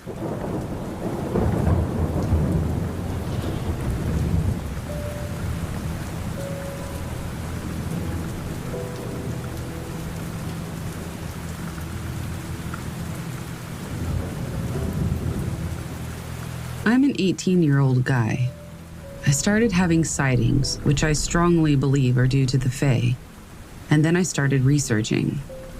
I recently learned about them and read stories, and I've seen many things that seem to add up to them. I don't know if they are attracted to me, or if I can somehow see through the thing they hide behind for a while. The way this works is that usually I see them for a couple of seconds, and then they're gone. I don't suffer from any kind of mental condition, and I've never hallucinated. The creatures are not something that I could make up. I'm not that creative. There are some creatures that I've seen many times. I live in an area that is surrounded by forest, and on an autumn day, I was hiking in the woods behind my backyard. On a hill, I saw a little creature wearing a dark cloak with collars that seemed to be made of fallen leaves, and its head seemed like the skull of a bird. I don't think it showed itself intentionally, because it started running, and then it was gone. The reason this memory freaks me out is that it was a windless day, and for the few seconds that I saw this, the leaves were moving as it ran away. I saw this creature a second time, at least I think it was the same thing. Out of curiosity, I hiked there again the next day. But this time, it was really huge, and I felt like it was warning me about its territory or something. So I turned back and I went home, and I avoided the area if possible. My second one, which is pretty common, is to see these little people who seem to be like a mix between a human and some kind of rodent. They always walk into my house. They never seem hostile, maybe a little grumpy. I believe that they might be brownies or some other type of house spirit. These are the ones that I would like to talk about and learn more about because I see them so often. I don't know. What do you guys think about it? I'm still not entirely sure what I'm witnessing.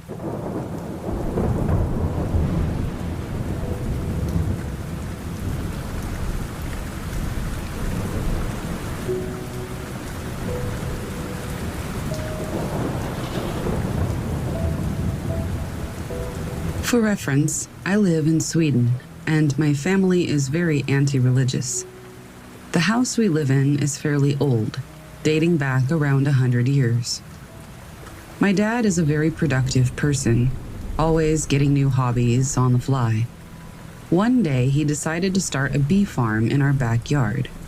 When you take care of bees, you need room that is very clean, too, to keep out the bacteria from the honey. He decided to use our shed in the backyard, which is extremely small.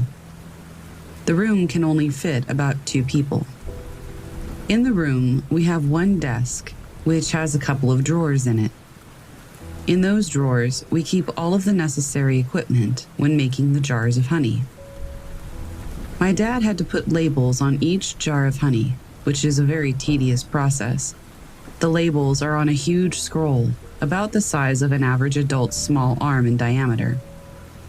My dad and I were putting labels on the jars for about 30 minutes before he goes outside for about 10 seconds to get some air. I can see him the entire time. When he goes out, he puts the scroll on the top of the desk. During this time, I was watching and I took out my phone. When he comes back in, we proceed to start again, but out of nowhere, he asks me where I put the scroll. I told him that he put the scroll on the top of the desk, but it's not there. Without the scroll of labels, we couldn't continue working. We start looking all over the room, but nothing. As I described earlier, the room was tiny, which is why it's so odd for something to disappear. We searched everywhere, behind the desk, in each drawer, outside, but still nothing. This happened about a year ago, and it's still freaking me out. Usually when my family and I experience something paranormal, we just blame it on something logical and ignore it. But this incident cannot be explained. There is seriously nowhere for that thing to have disappeared to, and that's why it's freaking me out. Even in the unlikely event of it rolling outside, my dad and I would have easily spotted it, or just heard it. Moral of the story is, gnomes might still exist in Sweden.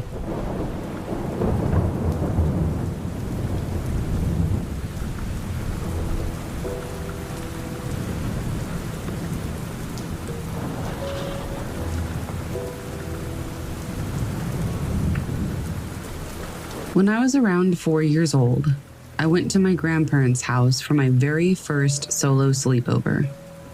I remember playing in their guest room and always having my attention drawn to a specific corner of the room. Anyway, that evening I went to bed soundly. I woke up right around dawn, and I can remember as clear as day seeing a small humanoid figure walking across the windowsill of the window facing east. I remember the dawn light creating a sort of silhouetted image of this thing, but I could tell that it was wearing clothing. And from the waist down, it had a sort of transparent look to it. As it neared the end of the windowsill, I can remember it noticing me watching it, and it quickly hopped off the sill into the dark corner of the room that had always seemed to draw my attention. A few years ago, I was visiting my mom and I brought it up. She said that she vividly remembers picking me up that morning, and I was scared out of my wits, to the point where I would refuse to ever enter the same room again to gather my toys. I've run this encounter through my head more times than I can count, trying my best to dismiss it as a childhood dream. But 30 years later, that memory sticks out in my mind as clear as day. I'm pretty sure I saw some kind of fey creature. I just don't know what.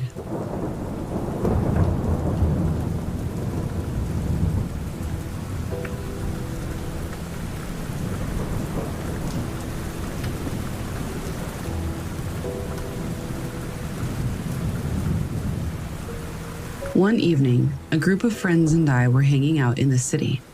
First, we went to a local restaurant, and then we went to a liquor store to pick up some drinks. As we each threw out suggestions on where to hang out, one of my friends mentioned Stowe Lake, a small lake in San Francisco. As we get a couple of swigs of liquor in us, we start walking down a trail at about 11:45 p.m. First, we stopped at a creepy gazebo in the middle of the forest, and then began heading toward the lake. I began to power walk and try to scare my friends down the path. I see a huge tree up ahead. As I was turning right behind the tree, I noticed a small figure start to waddle away from me. I noticed a dark blue pointy hat and a red coat on him. That sucker started running and panting into a hole in the tree. Sort of looked like a doorway. I didn't think twice to stick around, and I tried to play it cool as if nothing happened and returned to my group. I never mentioned it to anyone, but can confirm, I think there are gnomes in San Francisco.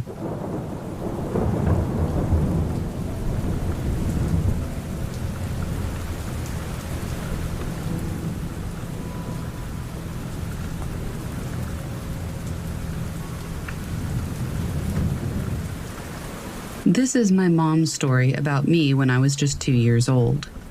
My mom was sleeping with me in her bed when I woke her up. I was laughing, pointing up at the ceiling, and smiling as I looked around our empty, dark bedroom. I kept saying, "Look, Mommy, look," and laughing. Seeing nothing, my mom asks me what I'm pointing at. I tell her that there are beautiful fairies of many different bright colors flying around the room. But here's where it gets creepy. I point to the dark hallway and say something like, "The bad ones are in the hall." That's when my mom freaked out, ran to a light switch and turned on the light. I immediately stopped laughing and pointing around the room. I guess the light made them disappear. Keep in mind that I was only a toddler, and I have no recollection of this. But it's one of the stories about me that my mom tells every once in a while, and I think it still freaks her out.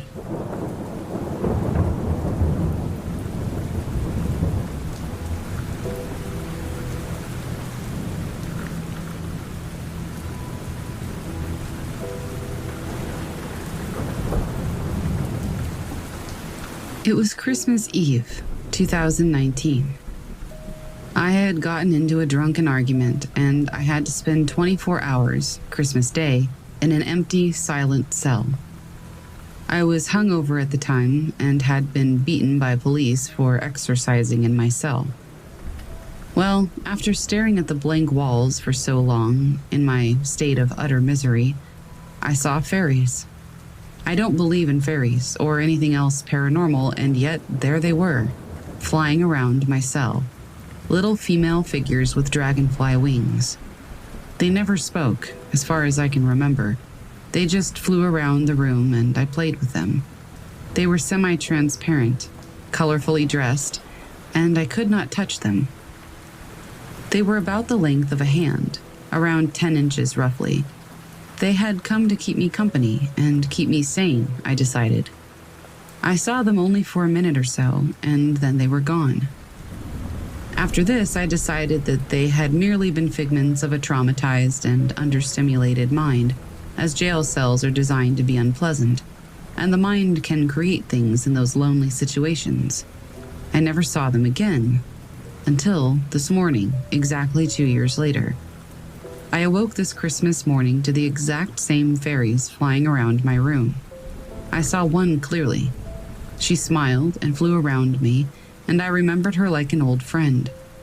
My mother entered my room, and in a haze, I told her that the fairies had come to visit again. She assumed that I was dreaming, but I was very much awake. Where I live in southwest England, fairies are something that many people believe in, and have done for centuries. After the first event, I recently visited a nearby haunted jail, and I learned that one old woman escaped her cell with no plausible explanation. For the rest of her days, she swore up and down that the fairies had helped her. But to me, they are nothing more than fiction, something I never even think about. I suppose it could be some sort of trauma, as every Christmas Eve since then, I've had nightmares of running from the police like I did that night. I like to consider more rational explanations, but then I'm starting to think that I do believe in fairies, and I hope they will visit me again, maybe next Christmas.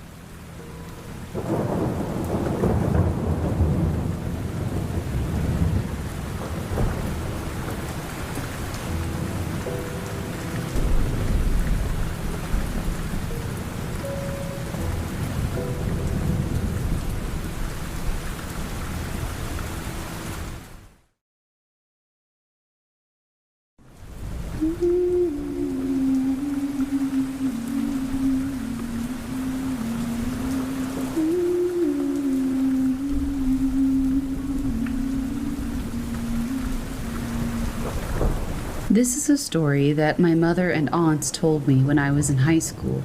I'm 21 now, and it has never left me.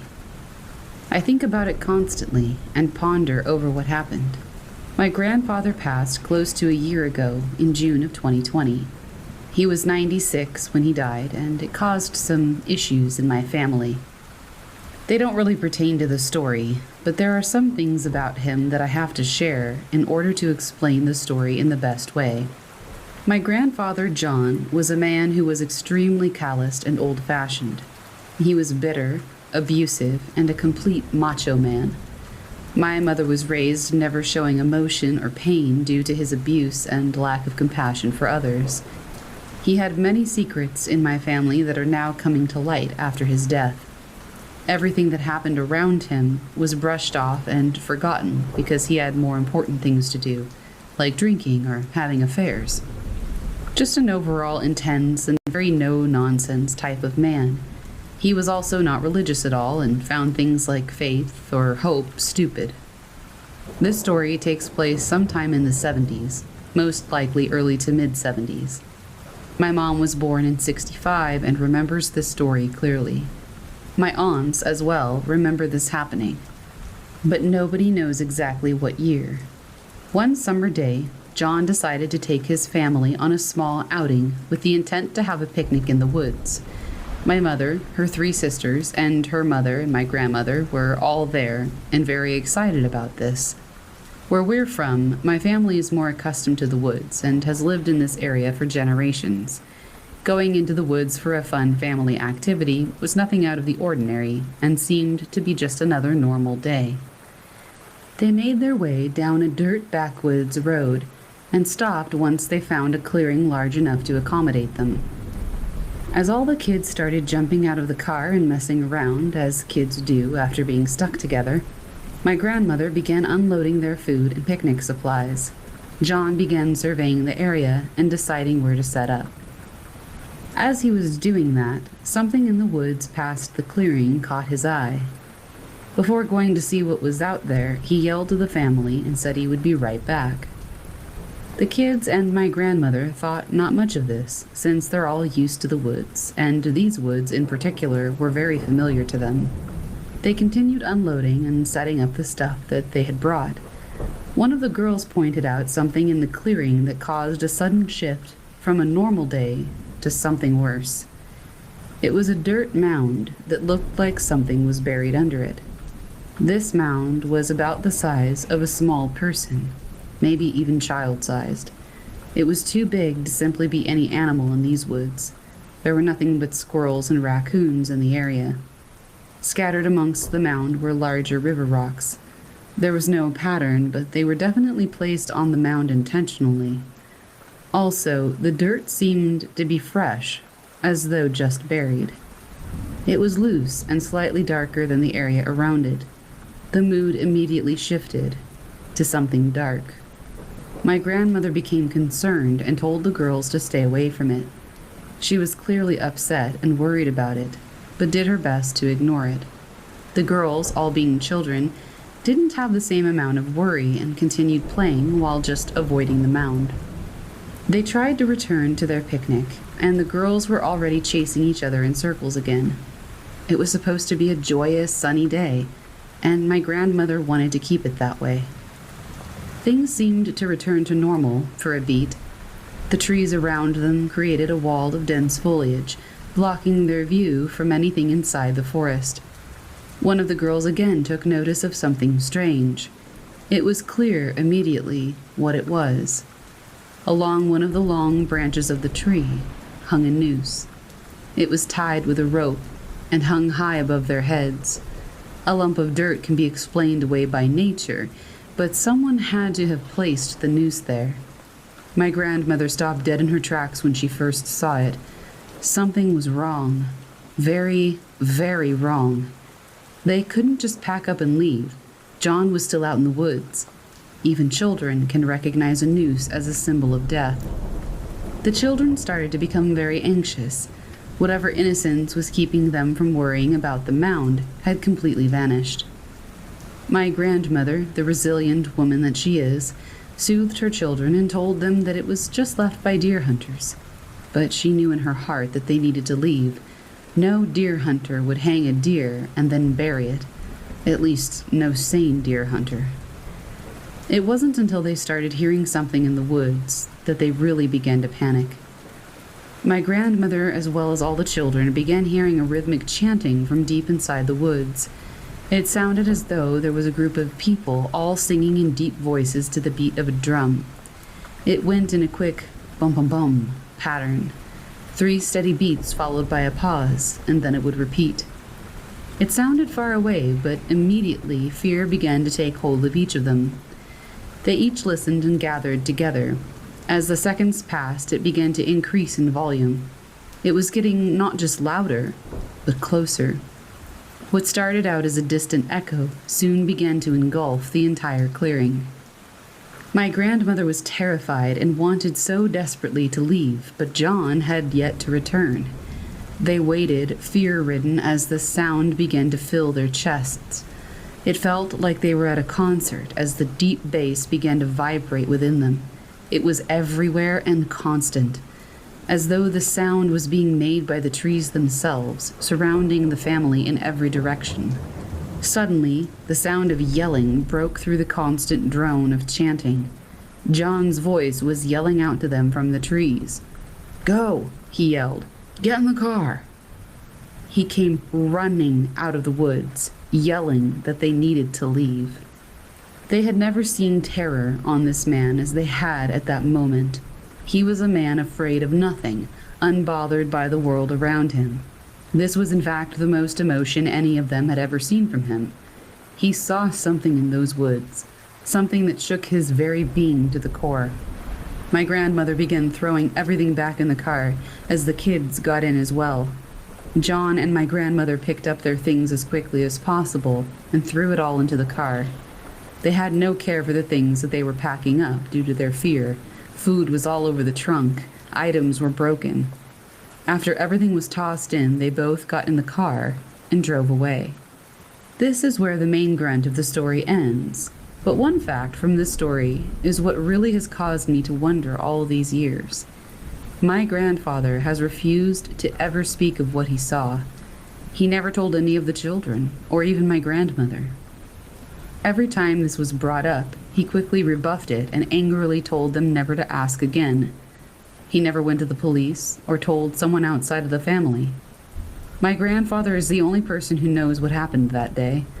When I first heard the story, I swore to myself that I would ask him one day. Now I can't, and I regret it greatly. By the time I was in high school, he had moved out of the state with other family members, and I mostly lost contact with him, outside of occasional happy birthday calls or letters. This story doesn't have an answer to go with it. When he died, the only thing I was sad about was never knowing what happened that day. We weren't close when I got older, and once I learned of all of the abuse he caused, I separated myself from him. His death looms over me, and this story still haunts me. My mother and aunts just look back on it as a spooky memory from their childhood. Nothing more than a story to spook the little ones at Thanksgiving with. I'm one of the only people in my family who is still curious about what happened. I've always been interested in mysteries, horror, and conspiracy theories. This story piqued my interest more than any others in my family. This isn't the only strange story from my family, but it is definitely the strangest. I wish I had answers, but I hope you all find this story as fascinating as I do.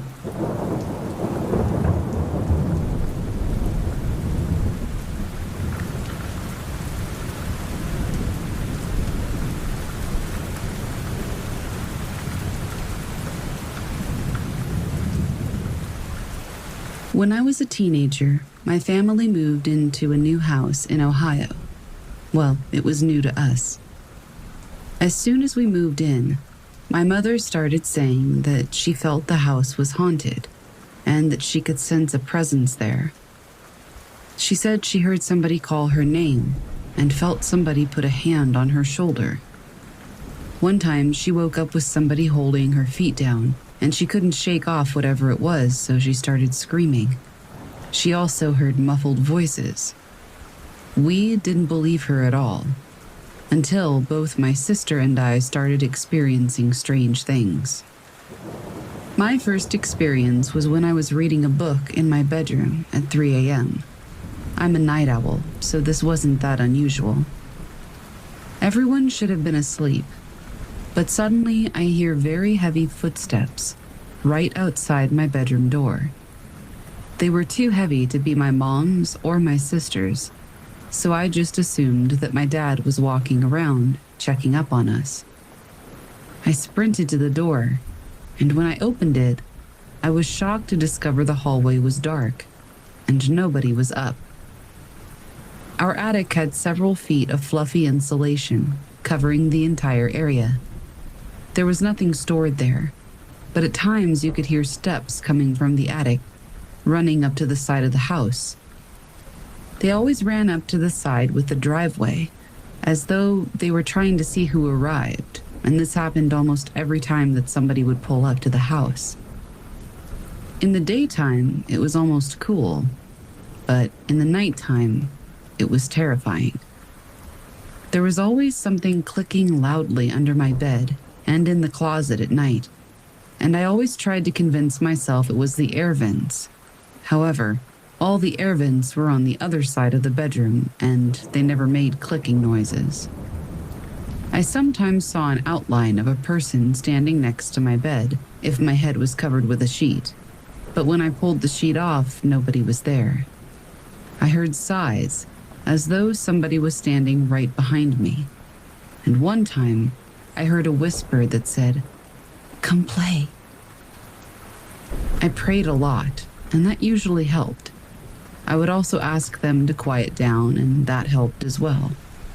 One time, my boyfriend and I were doing homework in the basement and heard the garage door open and voices of my parents in the kitchen. We ran up to say hi, only to discover an empty house. Another time, my boyfriend stayed overnight in our house, and he slept in the living room.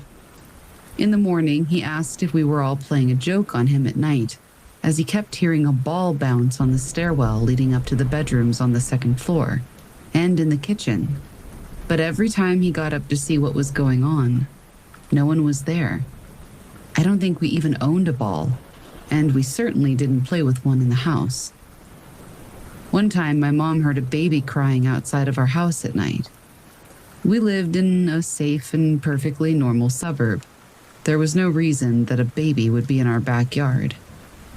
Another day, a lid flew off of a cooking pot and got halfway embedded into the kitchen ceiling. It wasn't a pressure cooker, it was just a regular lid and pot. Another time, we left for a family vacation, and my boyfriend was asked to take our paper in. He said that he was in the house and decided to make my bed for me. We had left at the ungodly hour of 5 a.m., and I never got to it. He said at first he got a juice and felt like somebody was breathing down his neck in the kitchen. He kept turning around to find nobody there. Then he walked upstairs, and while he was making my bed, he felt something grab his legs from under it. He got freaked out and ran out of there, and he refused to enter the house again. He just diligently hid the papers behind a flower pot outside until we returned. One night, my sister woke up to a black caped figure standing silently in her room. She said there was also a bright orb near her window. Her windows faced the backyard and trees, and being on the second floor, There was no possible source of light from cars and things like that. She covered her head with the blanket, and when she looked out, the figure and the orb were still there. She went back under the blanket, and after some time, they were finally gone.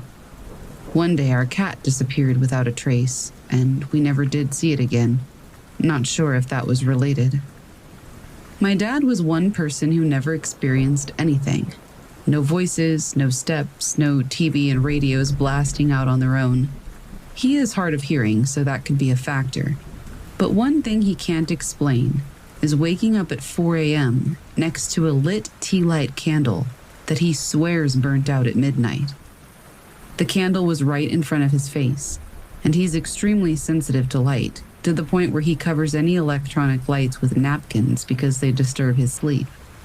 It eventually got so bad that I refused to sleep in my own bedroom, as I could feel someone move around the room at night, and I slept in my sister's room. My dad decided to call a medium, and the guy said that there were 5 spirits in the house: a boy, an old lady, a couple, and a very angry man. He gave us a giant candle with a cross and said to burn it in the bedroom of the youngest child, which was now also my bedroom, where I slept in a sofa chair. The candle was in a big glass jar and was hefty. All night it kept shaking, and the glass kept making clicking noises against the counter that it stood on. We were also to tell the spirits that this was our house and that they needed to go to the light. Things improved after the visit, and shortly after I moved out to attend college, where I slept for years with the lights on, although I never experienced any paranormal activity in my apartment there. After college, I never stayed in the house for longer than a few days, always sleeping with the lights on, as that creepy feeling remained, although nothing notable happened anymore. Eventually, my parents sold the house.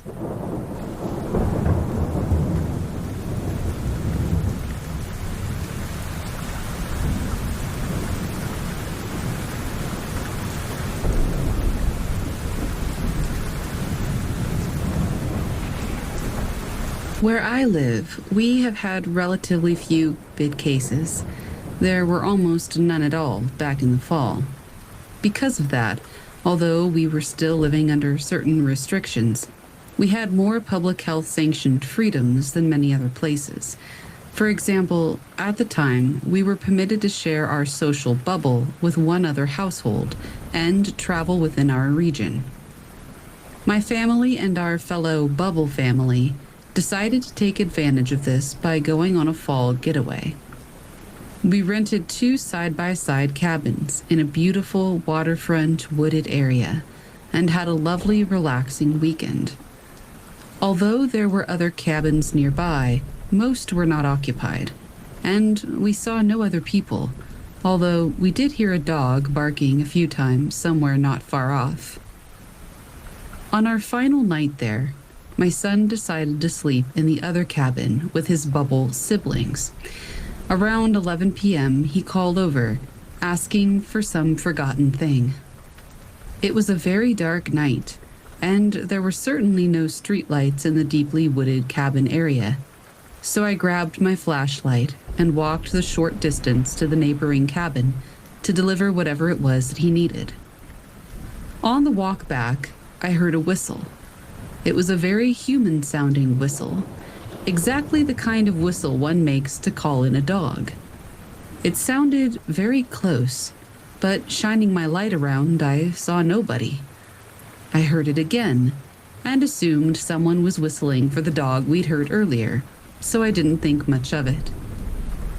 A short time later, another call came from next door. My son couldn't settle and wanted to come back to our cabin. This time, my husband and I both walked over, collected our child and his stuff, said goodnight to our bubble family, and walked back. We heard the same whistle again, several times. It seemed to be on the dirt road ahead of us, moving gradually away. My husband commented that the dog must have gotten loose, and the owner was out looking for it. Inside our cabin, we continued to hear the whistling, coming at irregular intervals of maybe 2 to 4 minutes. At first, it would be loud and seemed quite nearby. Then, it would gradually grow fainter, then stop, as though the whistler had moved out of earshot. Then it would seem to circle around, coming from the other direction, getting louder as it moved past our cabin, then fading again into the distance. Then it would start all over again. Still not thinking much of it, my husband climbed into the loft to go to sleep, while I started to pack for the trip home the next day. Our son was sleeping in a little room on the main floor to the left of the front door, and the small window in his room was cracked open to let in the unseasonably warm night air. I was standing by that window, quietly gathering his scattered things, while the whistle once again drew closer. But this time, instead of fading as it passed by, the next one was very close and incredibly loud, as though the whistler was just outside my son's window.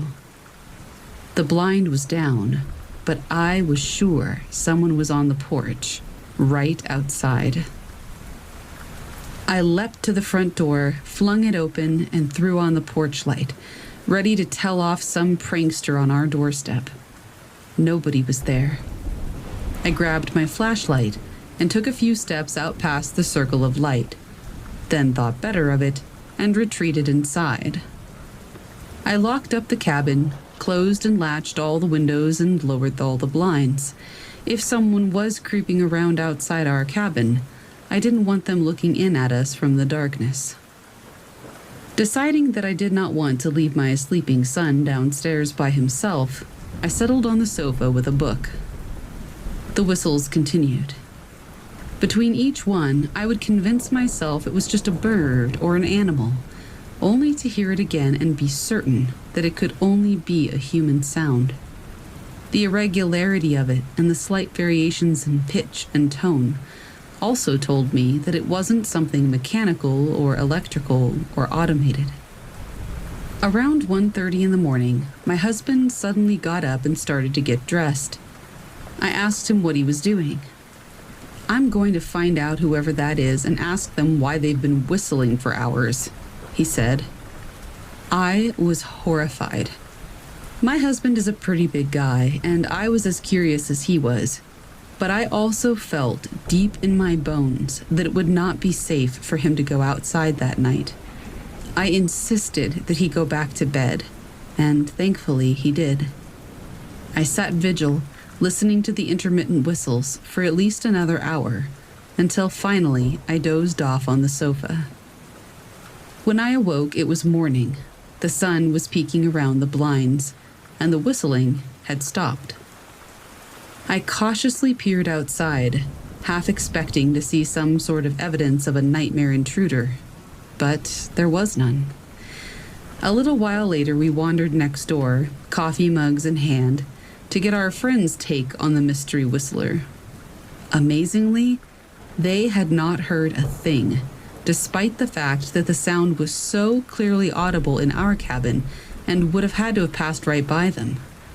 We couldn't understand how they hadn't heard it. At checkout, I asked the woman at the kiosk down the road about it, but she just looked at me strangely and said she didn't know what it could have been. When I got home, I searched for audios of bird calls common to the area, and then ones not common to the area, in the hope of finding that same whistle. Nothing I found was even close, and we still don't know what we heard that night, circling for hours and stopping just outside our cabin door.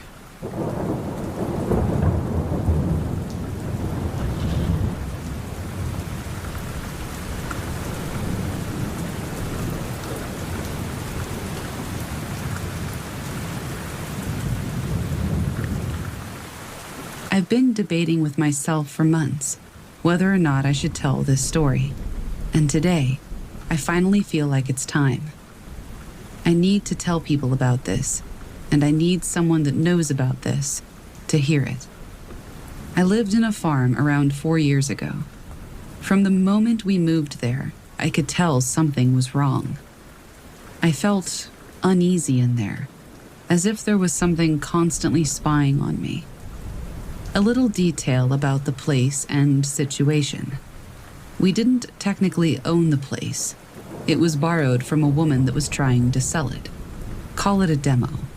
So we didn't have access to the house, and we slept in a wooden storage house. The farm itself was like this. There was a barbed wire gate that you manually had to move in the entrance, and in front of it there was an open, empty field with one of those outside washrooms to the right. Passing by it, there was a small group of trees, and then the place where we slept. Passing that was the actual house, to the left, and then the forest. In the forest entrance, there was a tree with a ripped plastic bag tied to its branches, meaning the bag was tied while it was still small. People used to do that here to mark something. And right in front of it, there was a mound. Someone buried something there. I moved there with 4 dogs, plus there was the dog that already lived there that we took care of. Our routine was to wake up at 5 a.m. and to go into the city so I could go to school and my parents could go to work. The first night we stayed there, I noticed my room was the only one in the entire house that didn't have a lock. I couldn't sleep because of the weird feeling I had. I stayed up all night and slept on my way to school. Then, things got weirder. The door started opening at night. I dismissed it as the wind. Cliché, I know. But it became more frequent and more violent. Then, still in the very first week, I saw it. It was a black humanoid figure with a white face. It was like the white face had empty eye sockets, and instead of a mouth, just had an empty cavity on its face. It stood on my door entrance, staring at me. I decided I would not sleep while I lived there.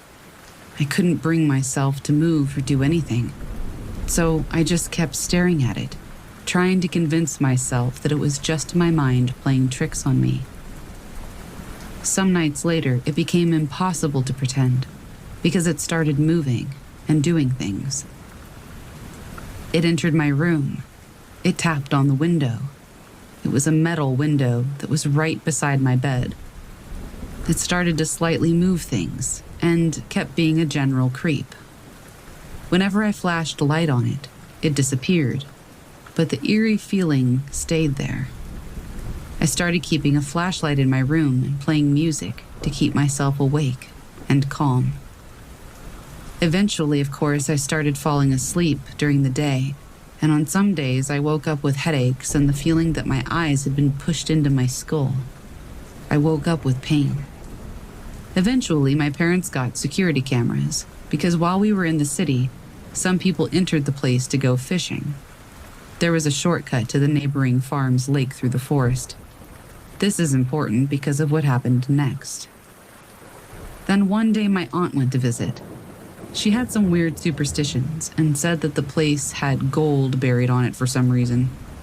She went to the forest and saw the mound under the marked tree I talked about before, and she decided it was a good idea to unbury it, and so we did. Bad idea. There's a certain feeling of digging dirt that differs from rocks or mud or clay. I learned that this day as I dug the hole.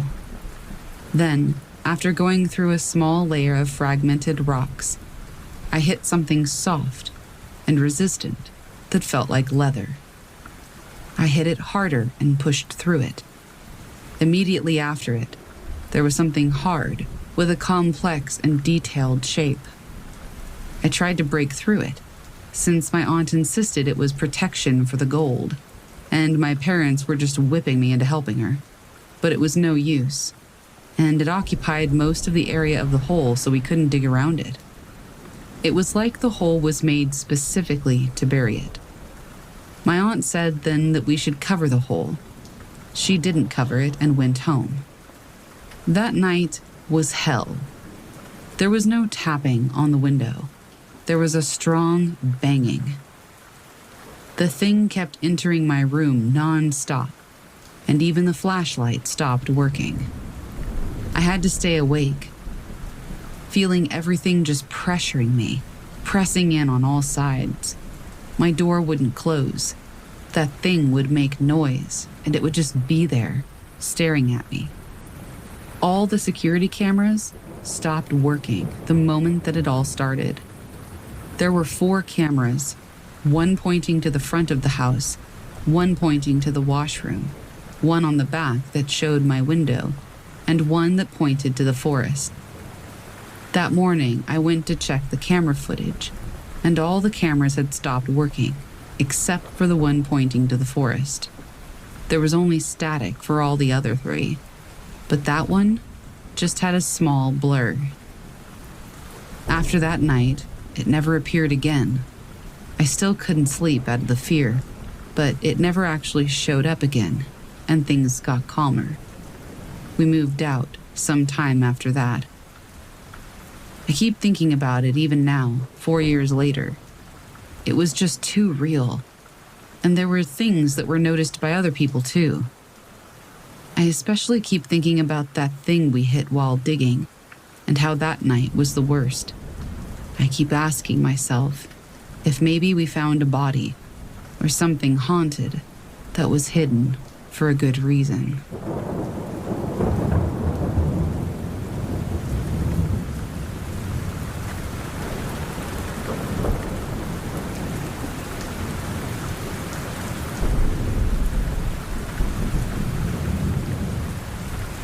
Last summer, a good friend and I embarked on a backpacking trip through the White Mountain National Forest in New Hampshire.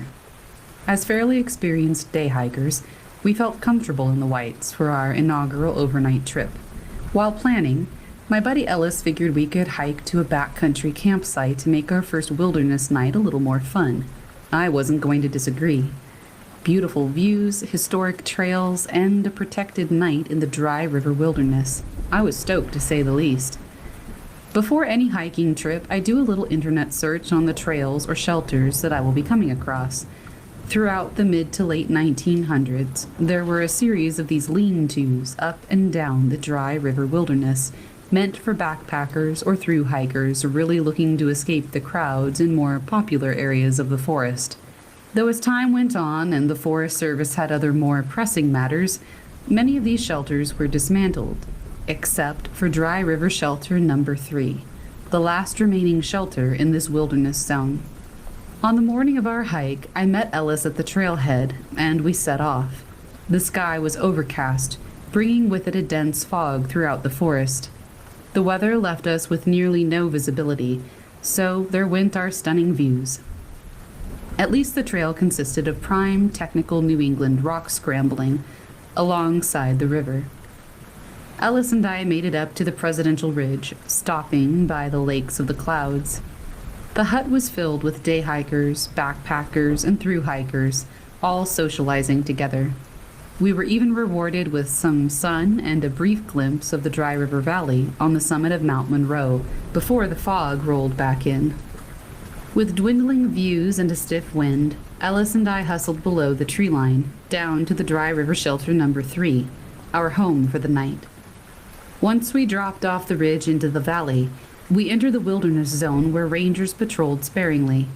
Time to really be alone in the wild. As we trekked into the wilderness, all signs of civilization disappeared, and the trail was densely overgrown. Although it had been raining all week, there were no footprints in the mud either. At least we would have some relaxing isolation, I figured. After about an hour or so of descending, Ellis spotted the lean-to just as our legs were asking for relief. A gorgeous old timber structure with a well-used fire pit alongside a cold mountain river. Pristine camping. As we settled in and explored the site, I found a small, bound notebook nestled into the corner of the structure. On the cover, someone wrote, "Dry River Shelter Number 3. Out of curiosity, I opened it, but I found nothing more than a lone man's name scribbled onto the first page, and a date. Just your standard camping log. Oddly, though, the man signed the book the previous day. We saw no footprints or signs of humans, or even animals. No disturbances on the trails or here at the shelter. The rain can wash away tracks, but not all signs of life. Something felt off to me. I showed it to Ellis, who found it curious, but thought nothing more of the single name. He convinced me that the man was probably a hiking veteran and a professional at L&T. I bought into Ellis's thoughts on the situation to ease my mind. As the sun set, we started a roaring fire alongside the riverbank. Ellis commented how quiet the location was, having not seen another soul beyond the chirp of birds since leaving the Crawford path. The silence was eerie, but we figured that city life had desensitized us to the wild. The sun was setting, and we grew tired with the darkness. Ellis took the lean-to, and I spent the night in my tent. Sleep came quickly after hiking over 8 miles with 20 pounds on my back, but this didn't last long. A brutally sharp slapping noise woke me. The only thing I could compare the noise to would be someone swinging a 2x4 into a tree or snapping a thick branch. I figured it was a bear searching for our food bag hanging in a tree some 20 to 50 yards away. Nothing out of the ordinary for New Hampshire. Sleep overtook me once again, and I remember waking up to the sun rising over the peaks. I stumbled out of my tent to see Ellis also waking up slowly. As we made our morning oats and coffee, I wandered around the site again to see if I could find the marks that the bear had left. Instead, I noticed something odd. The small notebook was open. I swear that I put it back where I found it, closed and in the back corner of the shelter, not open and on the floor. Hey, Ellis, were you checking out this camp log last night? Nah, man, I passed out, he said. It's not like there's anything to read in it anyway. You sure? I commented as I bent over to pick it up. The lone hiker's name was not so lonely anymore. At least 20 more names filled the pages. The lone traveler, whose name was originally on the first page, could now be found several pages deep into the notebook. I tossed it to Ellis, whose face instantly dropped the second his mind registered what he was looking at. Great, now I knew it wasn't just some dehydration delusion of the previous day. Dude, we must have been seeing things last night, he said. There's no way we missed all these names. How could we? This is when I began to tell Ellis about the slapping noise during the night. I received nothing other than instant denial. These sounds were not the result of some hooligans or backward crazies harassing us. Ellis was convinced.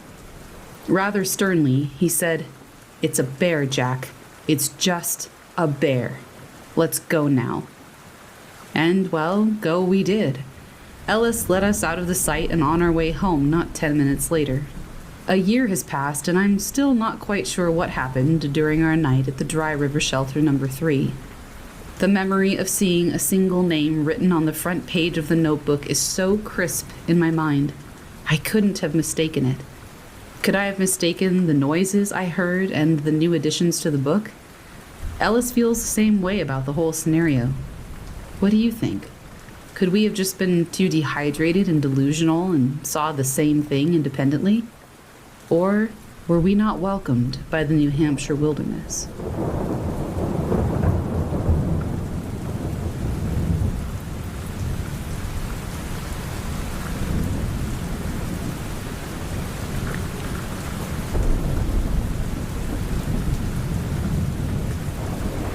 Just to start off, I'm not on drugs and I don't suffer from any type of mental illness, so we can rule that out right now. Weird occurrences have followed my family for years. I am only going to stick to the ones that can be classified as mimicking, starting from my first memory of it. My brother and I are 16 months apart, him being older. We shared a bedroom in a 2-bedroom apartment, living with only our mom. We had those metal bunks that you could disassemble and turn into 2 toddler beds, with the railing going around 3/4 of the bed. Before we got our own separate ends of the room, I had the top bunk and he had the bottom bunk. My brother would cry a lot at night, and that's why he got the bottom, so he could easily get up and go see my mom. and vice versa. It was normal for his crying to wake me up. One night I'll never forget, though. I woke up to him crying, but he was trying to stifle it, like when little kids are done crying and they're just breathing weird. Well, I heard my own voice calling his name in a whisper. I sat there not understanding what was happening. I slid my arm down the gap between the bed and the wall. I would hold my brother's hand that way a lot of the time. He held my hand immediately, and we stayed like that until the sun came up. He told me that's why he cries at night, because he always hears me, but he knows that it's not. At this point, I was about 4, and he was turning 6. We never told my mom. When I got older, about 14 or 15, I went through an angsty phase like most girls do. I had long straight hair and was really scrawny. By this time, we were living in a different apartment. My brother and I had bedrooms at one end of the hallway, and the doors faced each other with a bathroom in between. I used to sit on the edge of my bed, and when I did, you could see me in front of my door. On multiple occasions, my brother and mom would see me sitting in that spot, while I would be in the bathroom or the kitchen. They would always be like, "Your twin is here again," and we would just go about our day because it was so normal at that point. When I was in my senior year of high school, I went to an independent study program. It was almost a daily thing where I would hear my name being called while I was taking a test. We were able to take a test when you finished a packet, and they were stupidly simple. The voice wasn't the same every time, but the tone was, like a sense of urgency. I never said anything, because I honestly thought I was insane. I would look up and look around, trying to see who was calling me, and no one around me acted like they had heard a thing. A year later, I was enrolled in a trade school. I would hear my name being called there as well. I met a girl there who was openly practicing some form of Wicca. We became close. We went to school at night and got out around 8. Close to the end of the course, I was walking her out to the car, and from the dumpster enclosure on the parking lot, I heard my name being called. I wasn't going to act like I had heard anything, but my friend grabbed my hand and told me never to acknowledge it. It really freaked me out. I asked her if she had heard something, and she said yes, that something was trying to be me. Another time, I was at my friend's house watching the Conjuring movie. It was only he and I in the house. We were sitting on the bed in his room with our backs against the wall. Okay, bear with me on this part. In my head, not out loud, I had this thought. But the thought wasn't my own inner monologue. My thought was more of a hearing someone else's voice, but in my head. It was really ugly. To this day, I have bad vibes about it. In a really fast whisper yell, the voice said, "Look at the closet."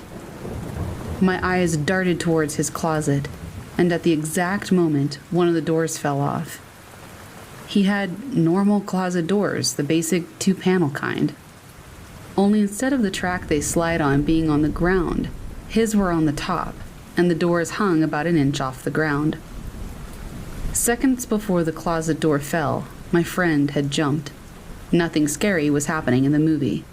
He preemptively acted spooked. We turned off the movie and we were both kind of like, what the heck? Things like this were common when we got together, and it made us have a very strong bond. We talked for a second, trying to rationalize things. But then I decided to tell him about this ugly voice. He then changed his whole demeanor and said, "I heard the same thing, only it was your voice." And I had said it so suddenly that it caused him to jump. The only thing is, I had never said a word. Fast forward to 2 years ago, 2019. I had gotten a home for myself, and I lived with my newborn daughter and her father. It was summertime, and he was in the backyard grilling. The sliding glass doors were open, but I have thick curtains that were drawn to keep the flies out. I was sitting on my couch with my daughter, sleeping in my arms while nursing. We had been like that when he went outside and told me to stay put. Usually I would go help him. My house is rather small, so no matter where you are, you can have a conversation with the other person, even if they're across the house. So he and I are talking, and then I hear him say, "Okay, let's go inside." And I didn't think anything of it. Assuming he was talking to himself or the food, I don't know. He walked in and looked at me sitting on the couch with a look he always makes when he's confused. He asked me how I'd gotten back into that position so fast. If you've never seen a woman breastfeed a newborn, I don't know how to explain the logistics, but there are a lot of them, and I couldn't have gotten settled again that quickly. I told him that I hadn't moved and made a comment about my butt being asleep. He was really weirded out and shaking his head. He's very logical and a huge skeptic. Eventually, he was ready to tell me. He said that I had been standing in the doorframe having a conversation with him face to face, with my arm holding back the curtain. And then I had turned around and walked away when he said, "Okay, let's go inside." He was ready to give me an attitude for not holding the curtain for him while he carried in the food, until he realized I had never moved. I'm not sure what's going on, but that was the last double me encounter I've had, although I doubt it will be the last.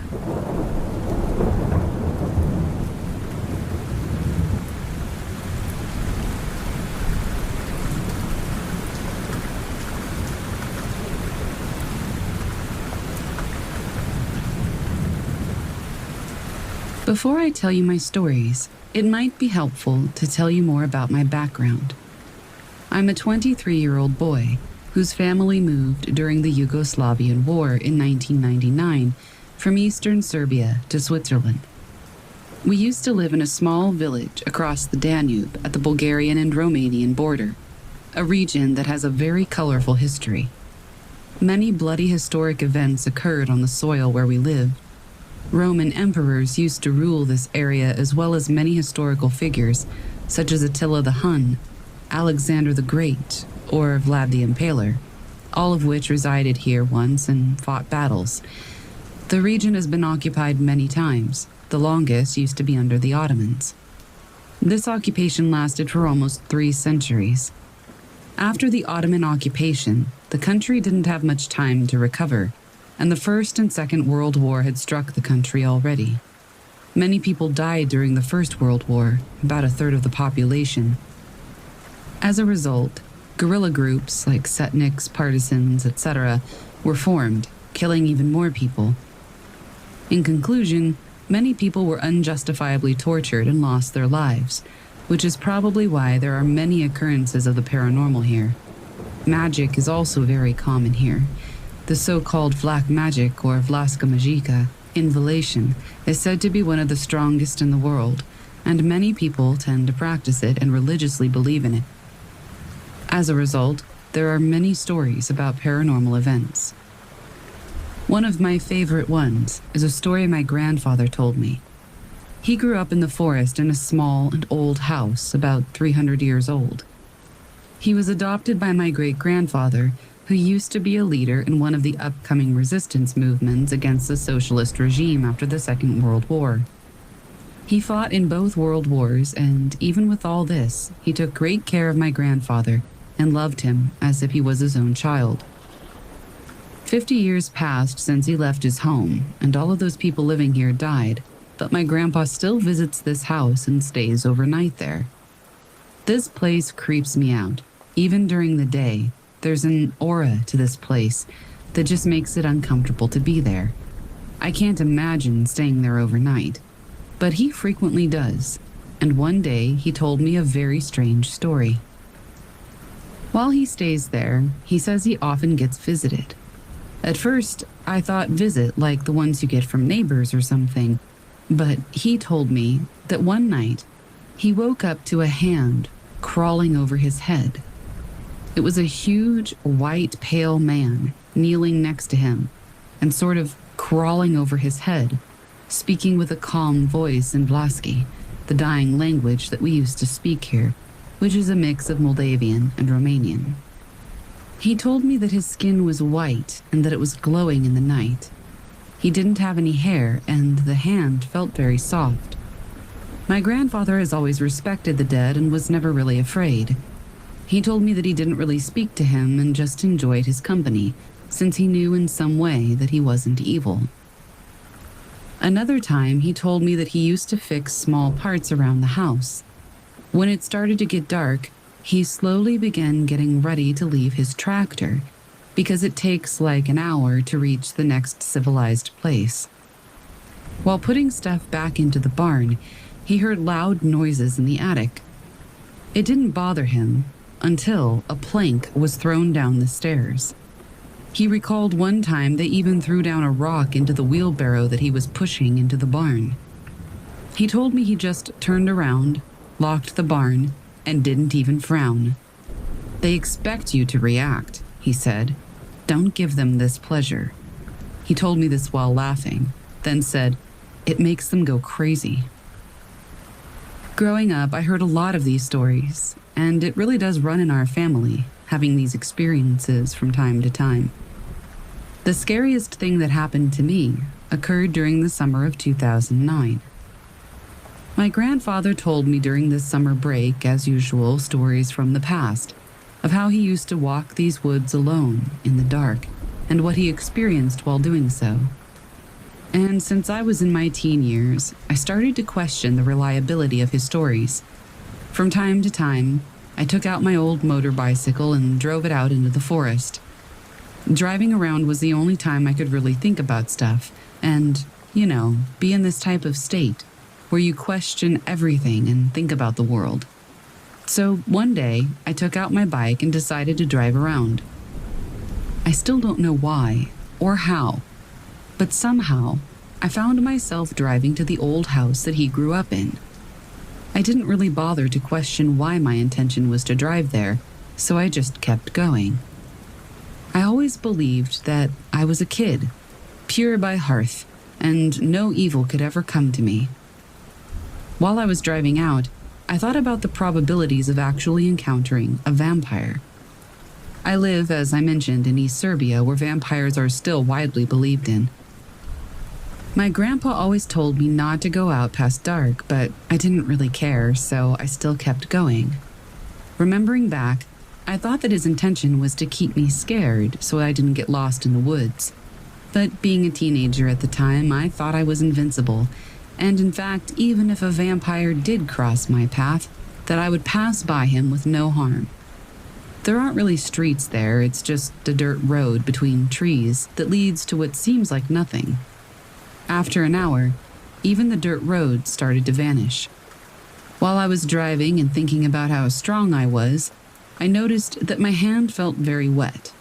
I thought it was because I was sweating, since this region can get very hot.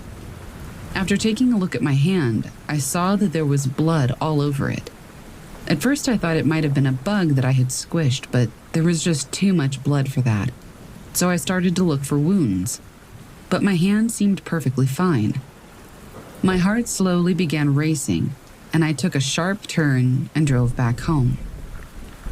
I remember this to be the moment that I was the most scared in my life. I had the urge to look behind me every second that I was driving through the forest. It felt like someone was sitting behind me, just waiting for me to fall down. After arriving home and telling my grandpa, he just started laughing and told me never to question their abilities again.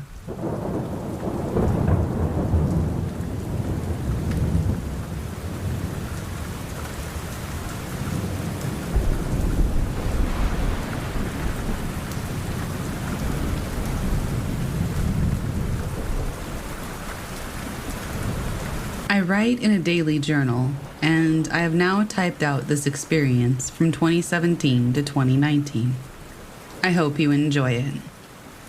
So, in November of 2017, I was in the end stages of my pregnancy. Our apartment was heated by a gas fireplace, and stupidly, the carbon monoxide detector was in an adjacent room with the door closed. It wasn't until the door opened that my husband and I were aware that I was slowly being poisoned. I was sent to the hospital. While on oxygen, I went into labor and thus began a very horrible ordeal. I could elaborate, but for the sake of the story, I'll skip that. Anyway, 3 things happened. Number 1, my daughter was born. Number 2, something latched onto me while I was in the ER for the poisoning. And number 3, my husband took a job out of state to support us while getting his career going, a week after I left the hospital. The whole time I'm in the maternity ward, I'm having issues sleeping. Insomnia is common for me, so I didn't think too much about it. However, every time I started to sleep, I would wake up from a panic attack. This went on for the entire week that I was there, and for about a week after coming home. Eventually, I was able to start sleeping, but then things started to happen. I lived in the apartment for 3 years prior with no incidents, but onward from week 2 of coming home, the following happened, based on my journal entries. November 22nd of 2017. Whispering coming from the audio baby monitor.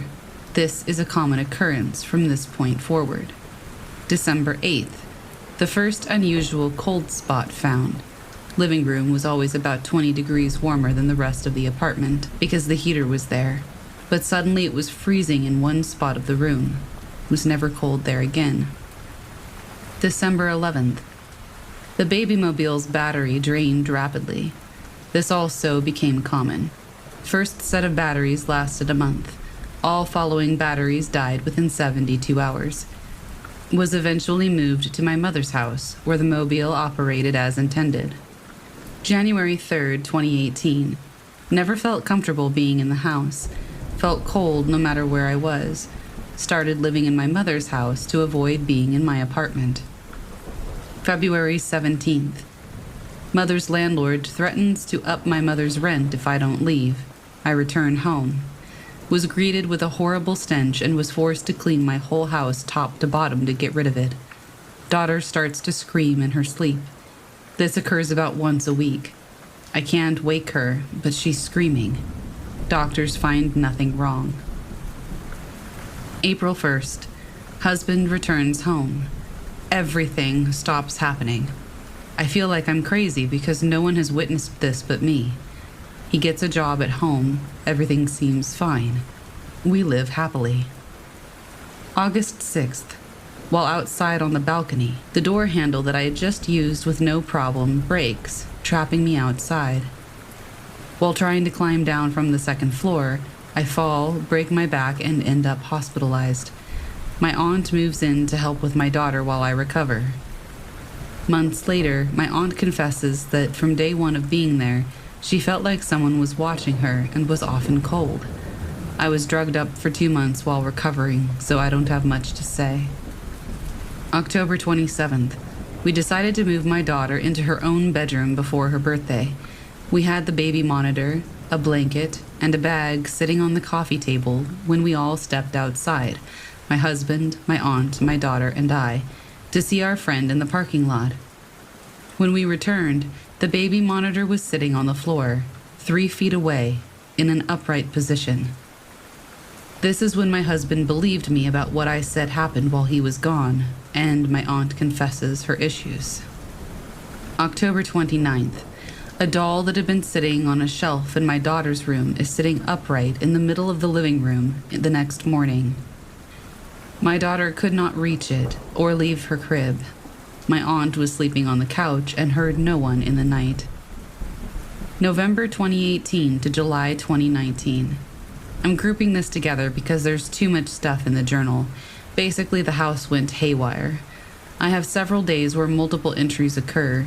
Thumping, lights flickering, bad odors, cold spots, toys turning on by themselves, objects moving, whispering, and my daughter develops nightmares on an almost nightly basis.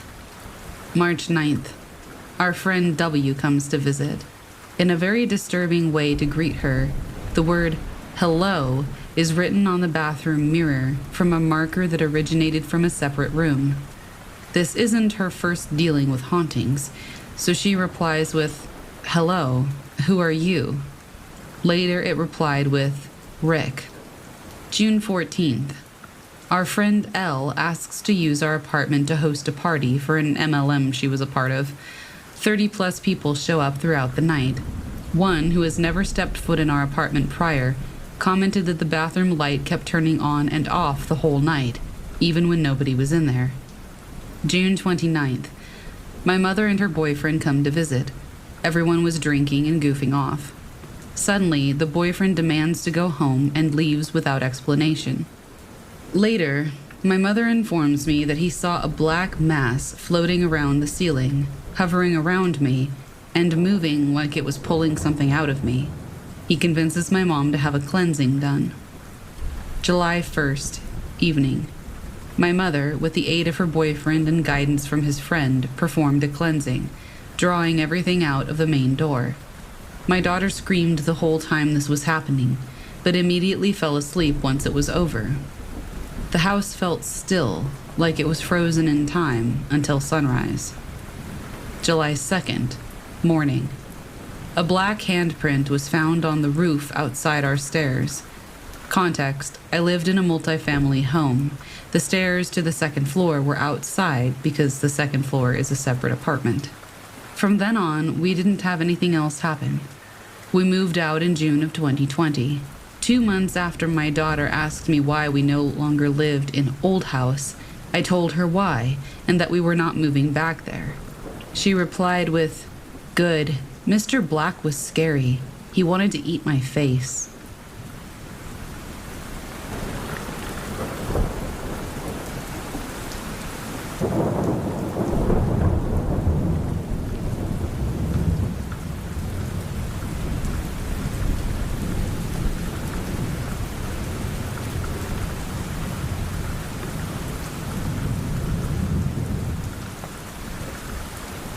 This is my favorite paranormal story, so I wanted to share. When I first moved to Orlando, I got a job at a local company, and I needed to find a place to live. At the time, I was renting a room from a nice older couple. However, I was also getting married, so I needed to find a place for both of us to live. Those who live in Orlando know how expensive it can be, and I'm not much of an apartment guy. So, finally, we found this nice little house. And when I say little, I mean little.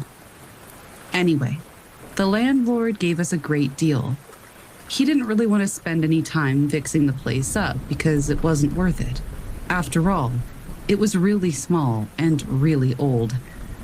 They had just moved his wife's mother to an elderly home, and he did fix the electrical and plumbing.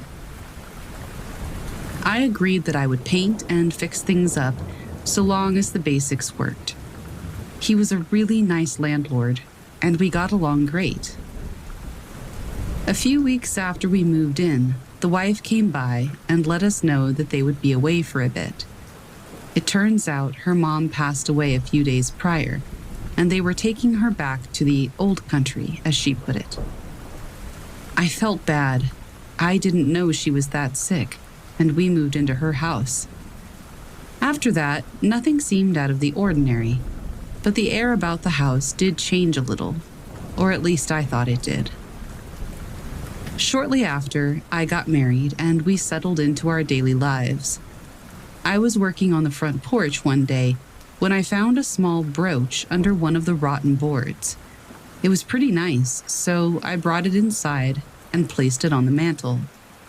I figured I would give it to the landlord the next time I saw him, figuring it was most likely either Lillian's, his mother-in-law's, or his wife's. That was when things started to get weird. The first thing I started noticing, or more to the point, my wife noticed and blamed me for, was that the keepsakes from our wedding got moved around. They were never where she'd left them. I told her that I had nothing to do with moving them. But her being her, she wasn't having any of it. So we moved them back. A few days later, we come home from dinner, and there they were, rearranged again. I looked over at her and said, "Okay, how did I do it this time?" The brooch was still there in the same place on the mantel, but everything else had been moved around. This happened a few more times until my wife finally just got over it and left them wherever they were. One day, I was dusting and I came across the brooch on the mantel. I looked at it and a breeze went by. I tried to tell myself it was just the fan, but that got me thinking about all the odd things that had started happening. I started to think that maybe the events were Lillian's doing. I asked my wife what she thought, and she said that I was crazy. She said, "Do you really think the ghost of the old lady that lived here is haunting the house and moving our wedding stuff around?" I said, "Well, yeah." She gave me that look and walked away. Anyway, the following weekend, the landlord came by to mow, and I went outside to give back the brooch, thinking maybe that would change things. His wife was in the truck reading a book, and I walked over and handed the brooch to her. Well, she turned about 10 shades of white and looked up at me and asked where I'd found it. I told her that I found it under the porch when I was fixing the floor. She said that it had been her mother's, and one day, she, the daughter, the wife of the landlord, had been outside playing with it and had lost it. Her mother, Lillian, was very mad at her for having played with it and for losing it. She smiled and the color returned to her face. She hugged me, and then I walked back to the house. As I walked up to the front, I looked at the house and noticed that in the front window there was a shadow behind the lace curtains. It looked like a person. As I walked closer, I tripped over a rock, and when I got back up, the person wasn't there. I went into the house and looked around, didn't see anything. So I moved on, thinking it was a trick of the light through the lace. A few days later, I get home and my wife starts rambling, asking if I smelled the flowers. She also thought we had mice or rats because she kept hearing movement. I told her I didn't smell the flowers. I kind of poked her a bit about it, and I asked her if it sounded like little feet or footsteps. She looks at me and then says, "Footsteps." After that, the events get more frequent and interesting. I'd be sitting on the couch, and I would see out of the corner of my eye movement, or a change of light. Not quite a shadow, but almost going from the kitchen to the bathroom, which is a straight shot. There isn't any light that can move way back there. There were other things, like strange sounds of things moving in the kitchen or the back bedroom. A lot of footsteps. The whole house is hardwood floors, and it really carries. I decided that Lillian was still here, even after the brooch event. Maybe she was happy that I gave it back to her daughter, but it was still her house, so I figured she was well within her rights to live there too. And besides, I loved the way she messed with my wife. She's so easy. It even got to the point where sometimes I would talk to Lillian. I never got a response back, and that was before cell phones or voice recorders were as high-tech as they are now. I'm not sure who she messed with more, me or my wife. We stayed in that house for 6 years and had 2 kids there before we moved on to another city. Shortly after we moved out, the landlord called and asked if anything strange had happened to us while we were in the house. I told him that his mother-in-law was still around and that she was super cool. He then said that's what he thought, because they were in there repainting and running ceiling fans, and they both had run-ins with something strange. I told him that she was good to us and that we miss living there. I hung up the phone, and that was the last time I ever heard from him. I found out a few years later from some friends that the house was torn down and a new house had been put up in its place that was way bigger than the original. I was a bit sad, but then I thought that Lillian might not like that very much, and I hope she rearranges everything in the new house and drives the owners crazy, like she did my wife.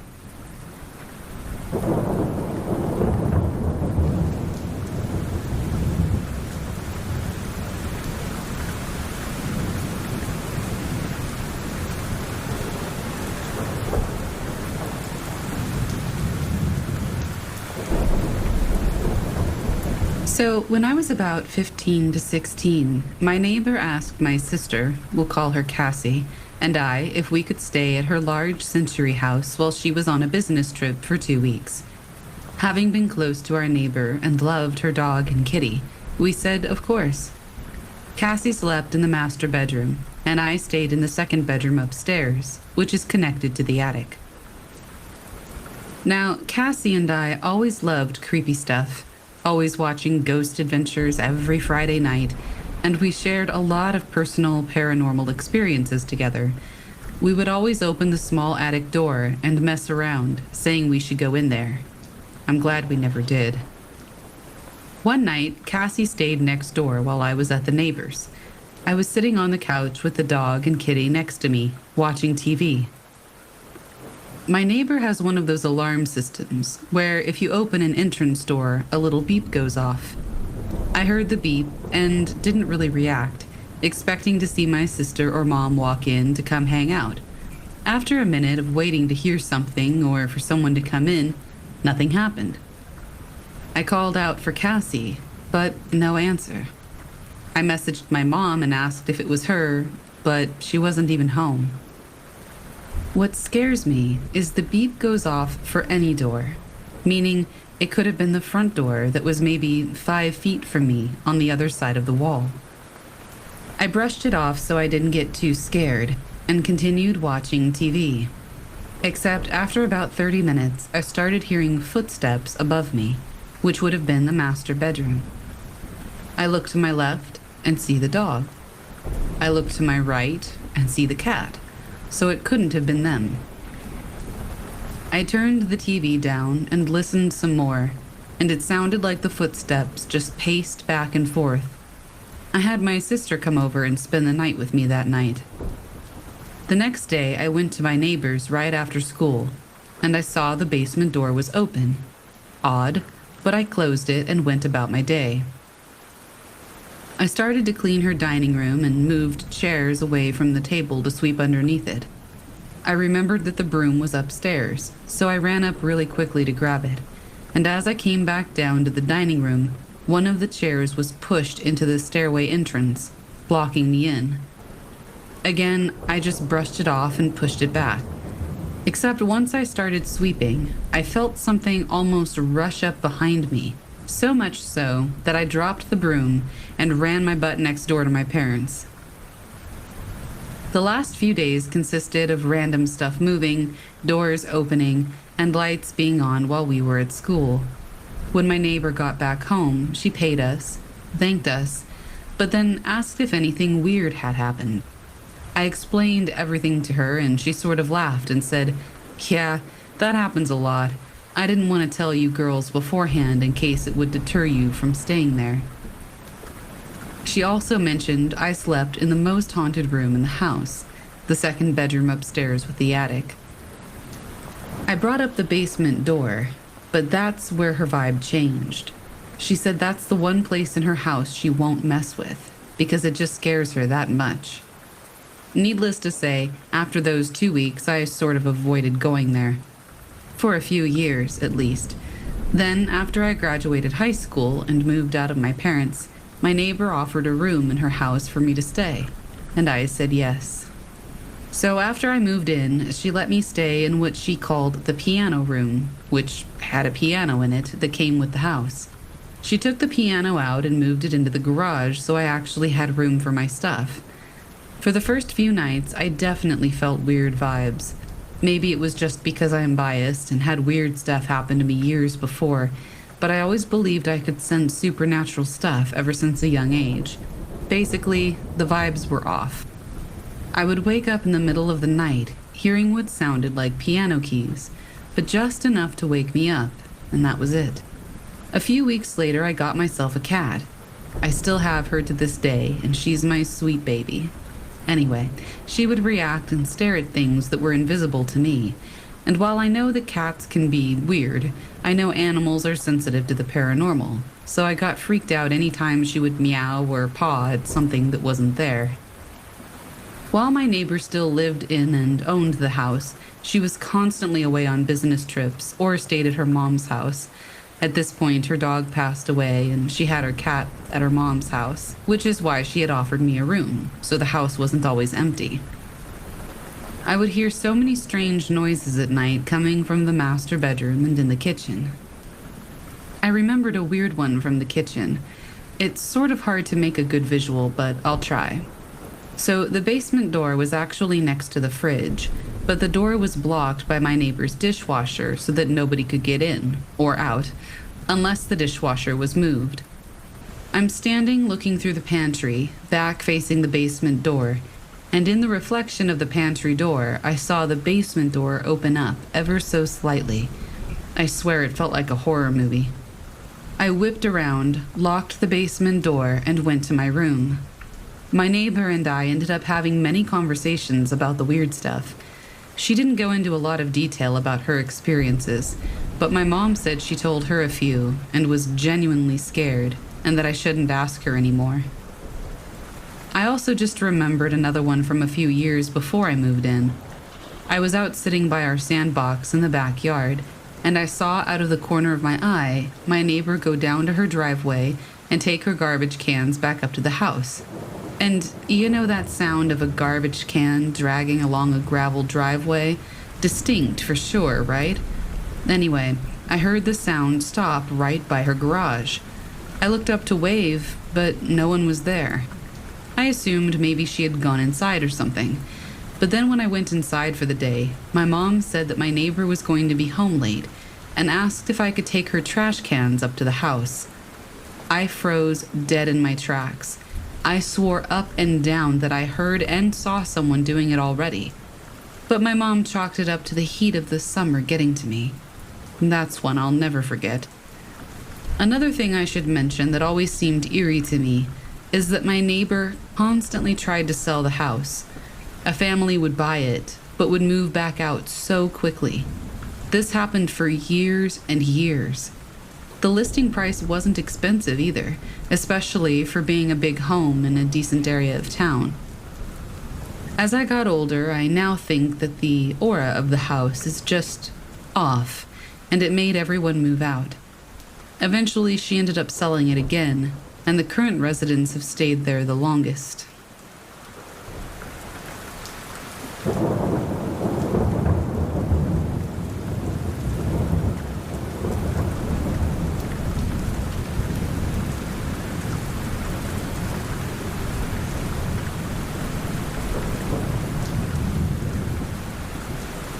A few years back, one of my best friends and business partner was, and still is, a single dad. His ex-wife was in and out of mental institutions for years, and he had sole custody of his 2 kids, a boy, age 10, and a girl, age 14. My friend had to travel to New York to oversee the multimedia setup for the auto show for the Ford display. I was back at the office with the programmers during the day, and I would stay with the kids each evening. Their house was a new 2-story rental in the Woodlands, Texas. The development was built in a heavily wooded area just north of Houston. Weird stuff started happening the first night I was there. I was watching TV with the kids. The den lights would go off. The light switch was on the other side of the room. I went over and the switch was turned off. I thought it was a problem with the breaker, or there was another light switch. But if there was another switch, who turned it off? I flipped the switch on, the lights came back on, and I went back to sit down. The lights went off. I walked back, and I found the switch flipped back down to off, manually. That disturbed me. This went on for a while. I asked the kids if this had happened before, and they told me that every now and then the lights would go off. So now I'm trying to act unconcerned in front of the kids. Suddenly, there was a loud crash in the attic. We, went upstairs and opened the attic door to check. There was nothing in the attic.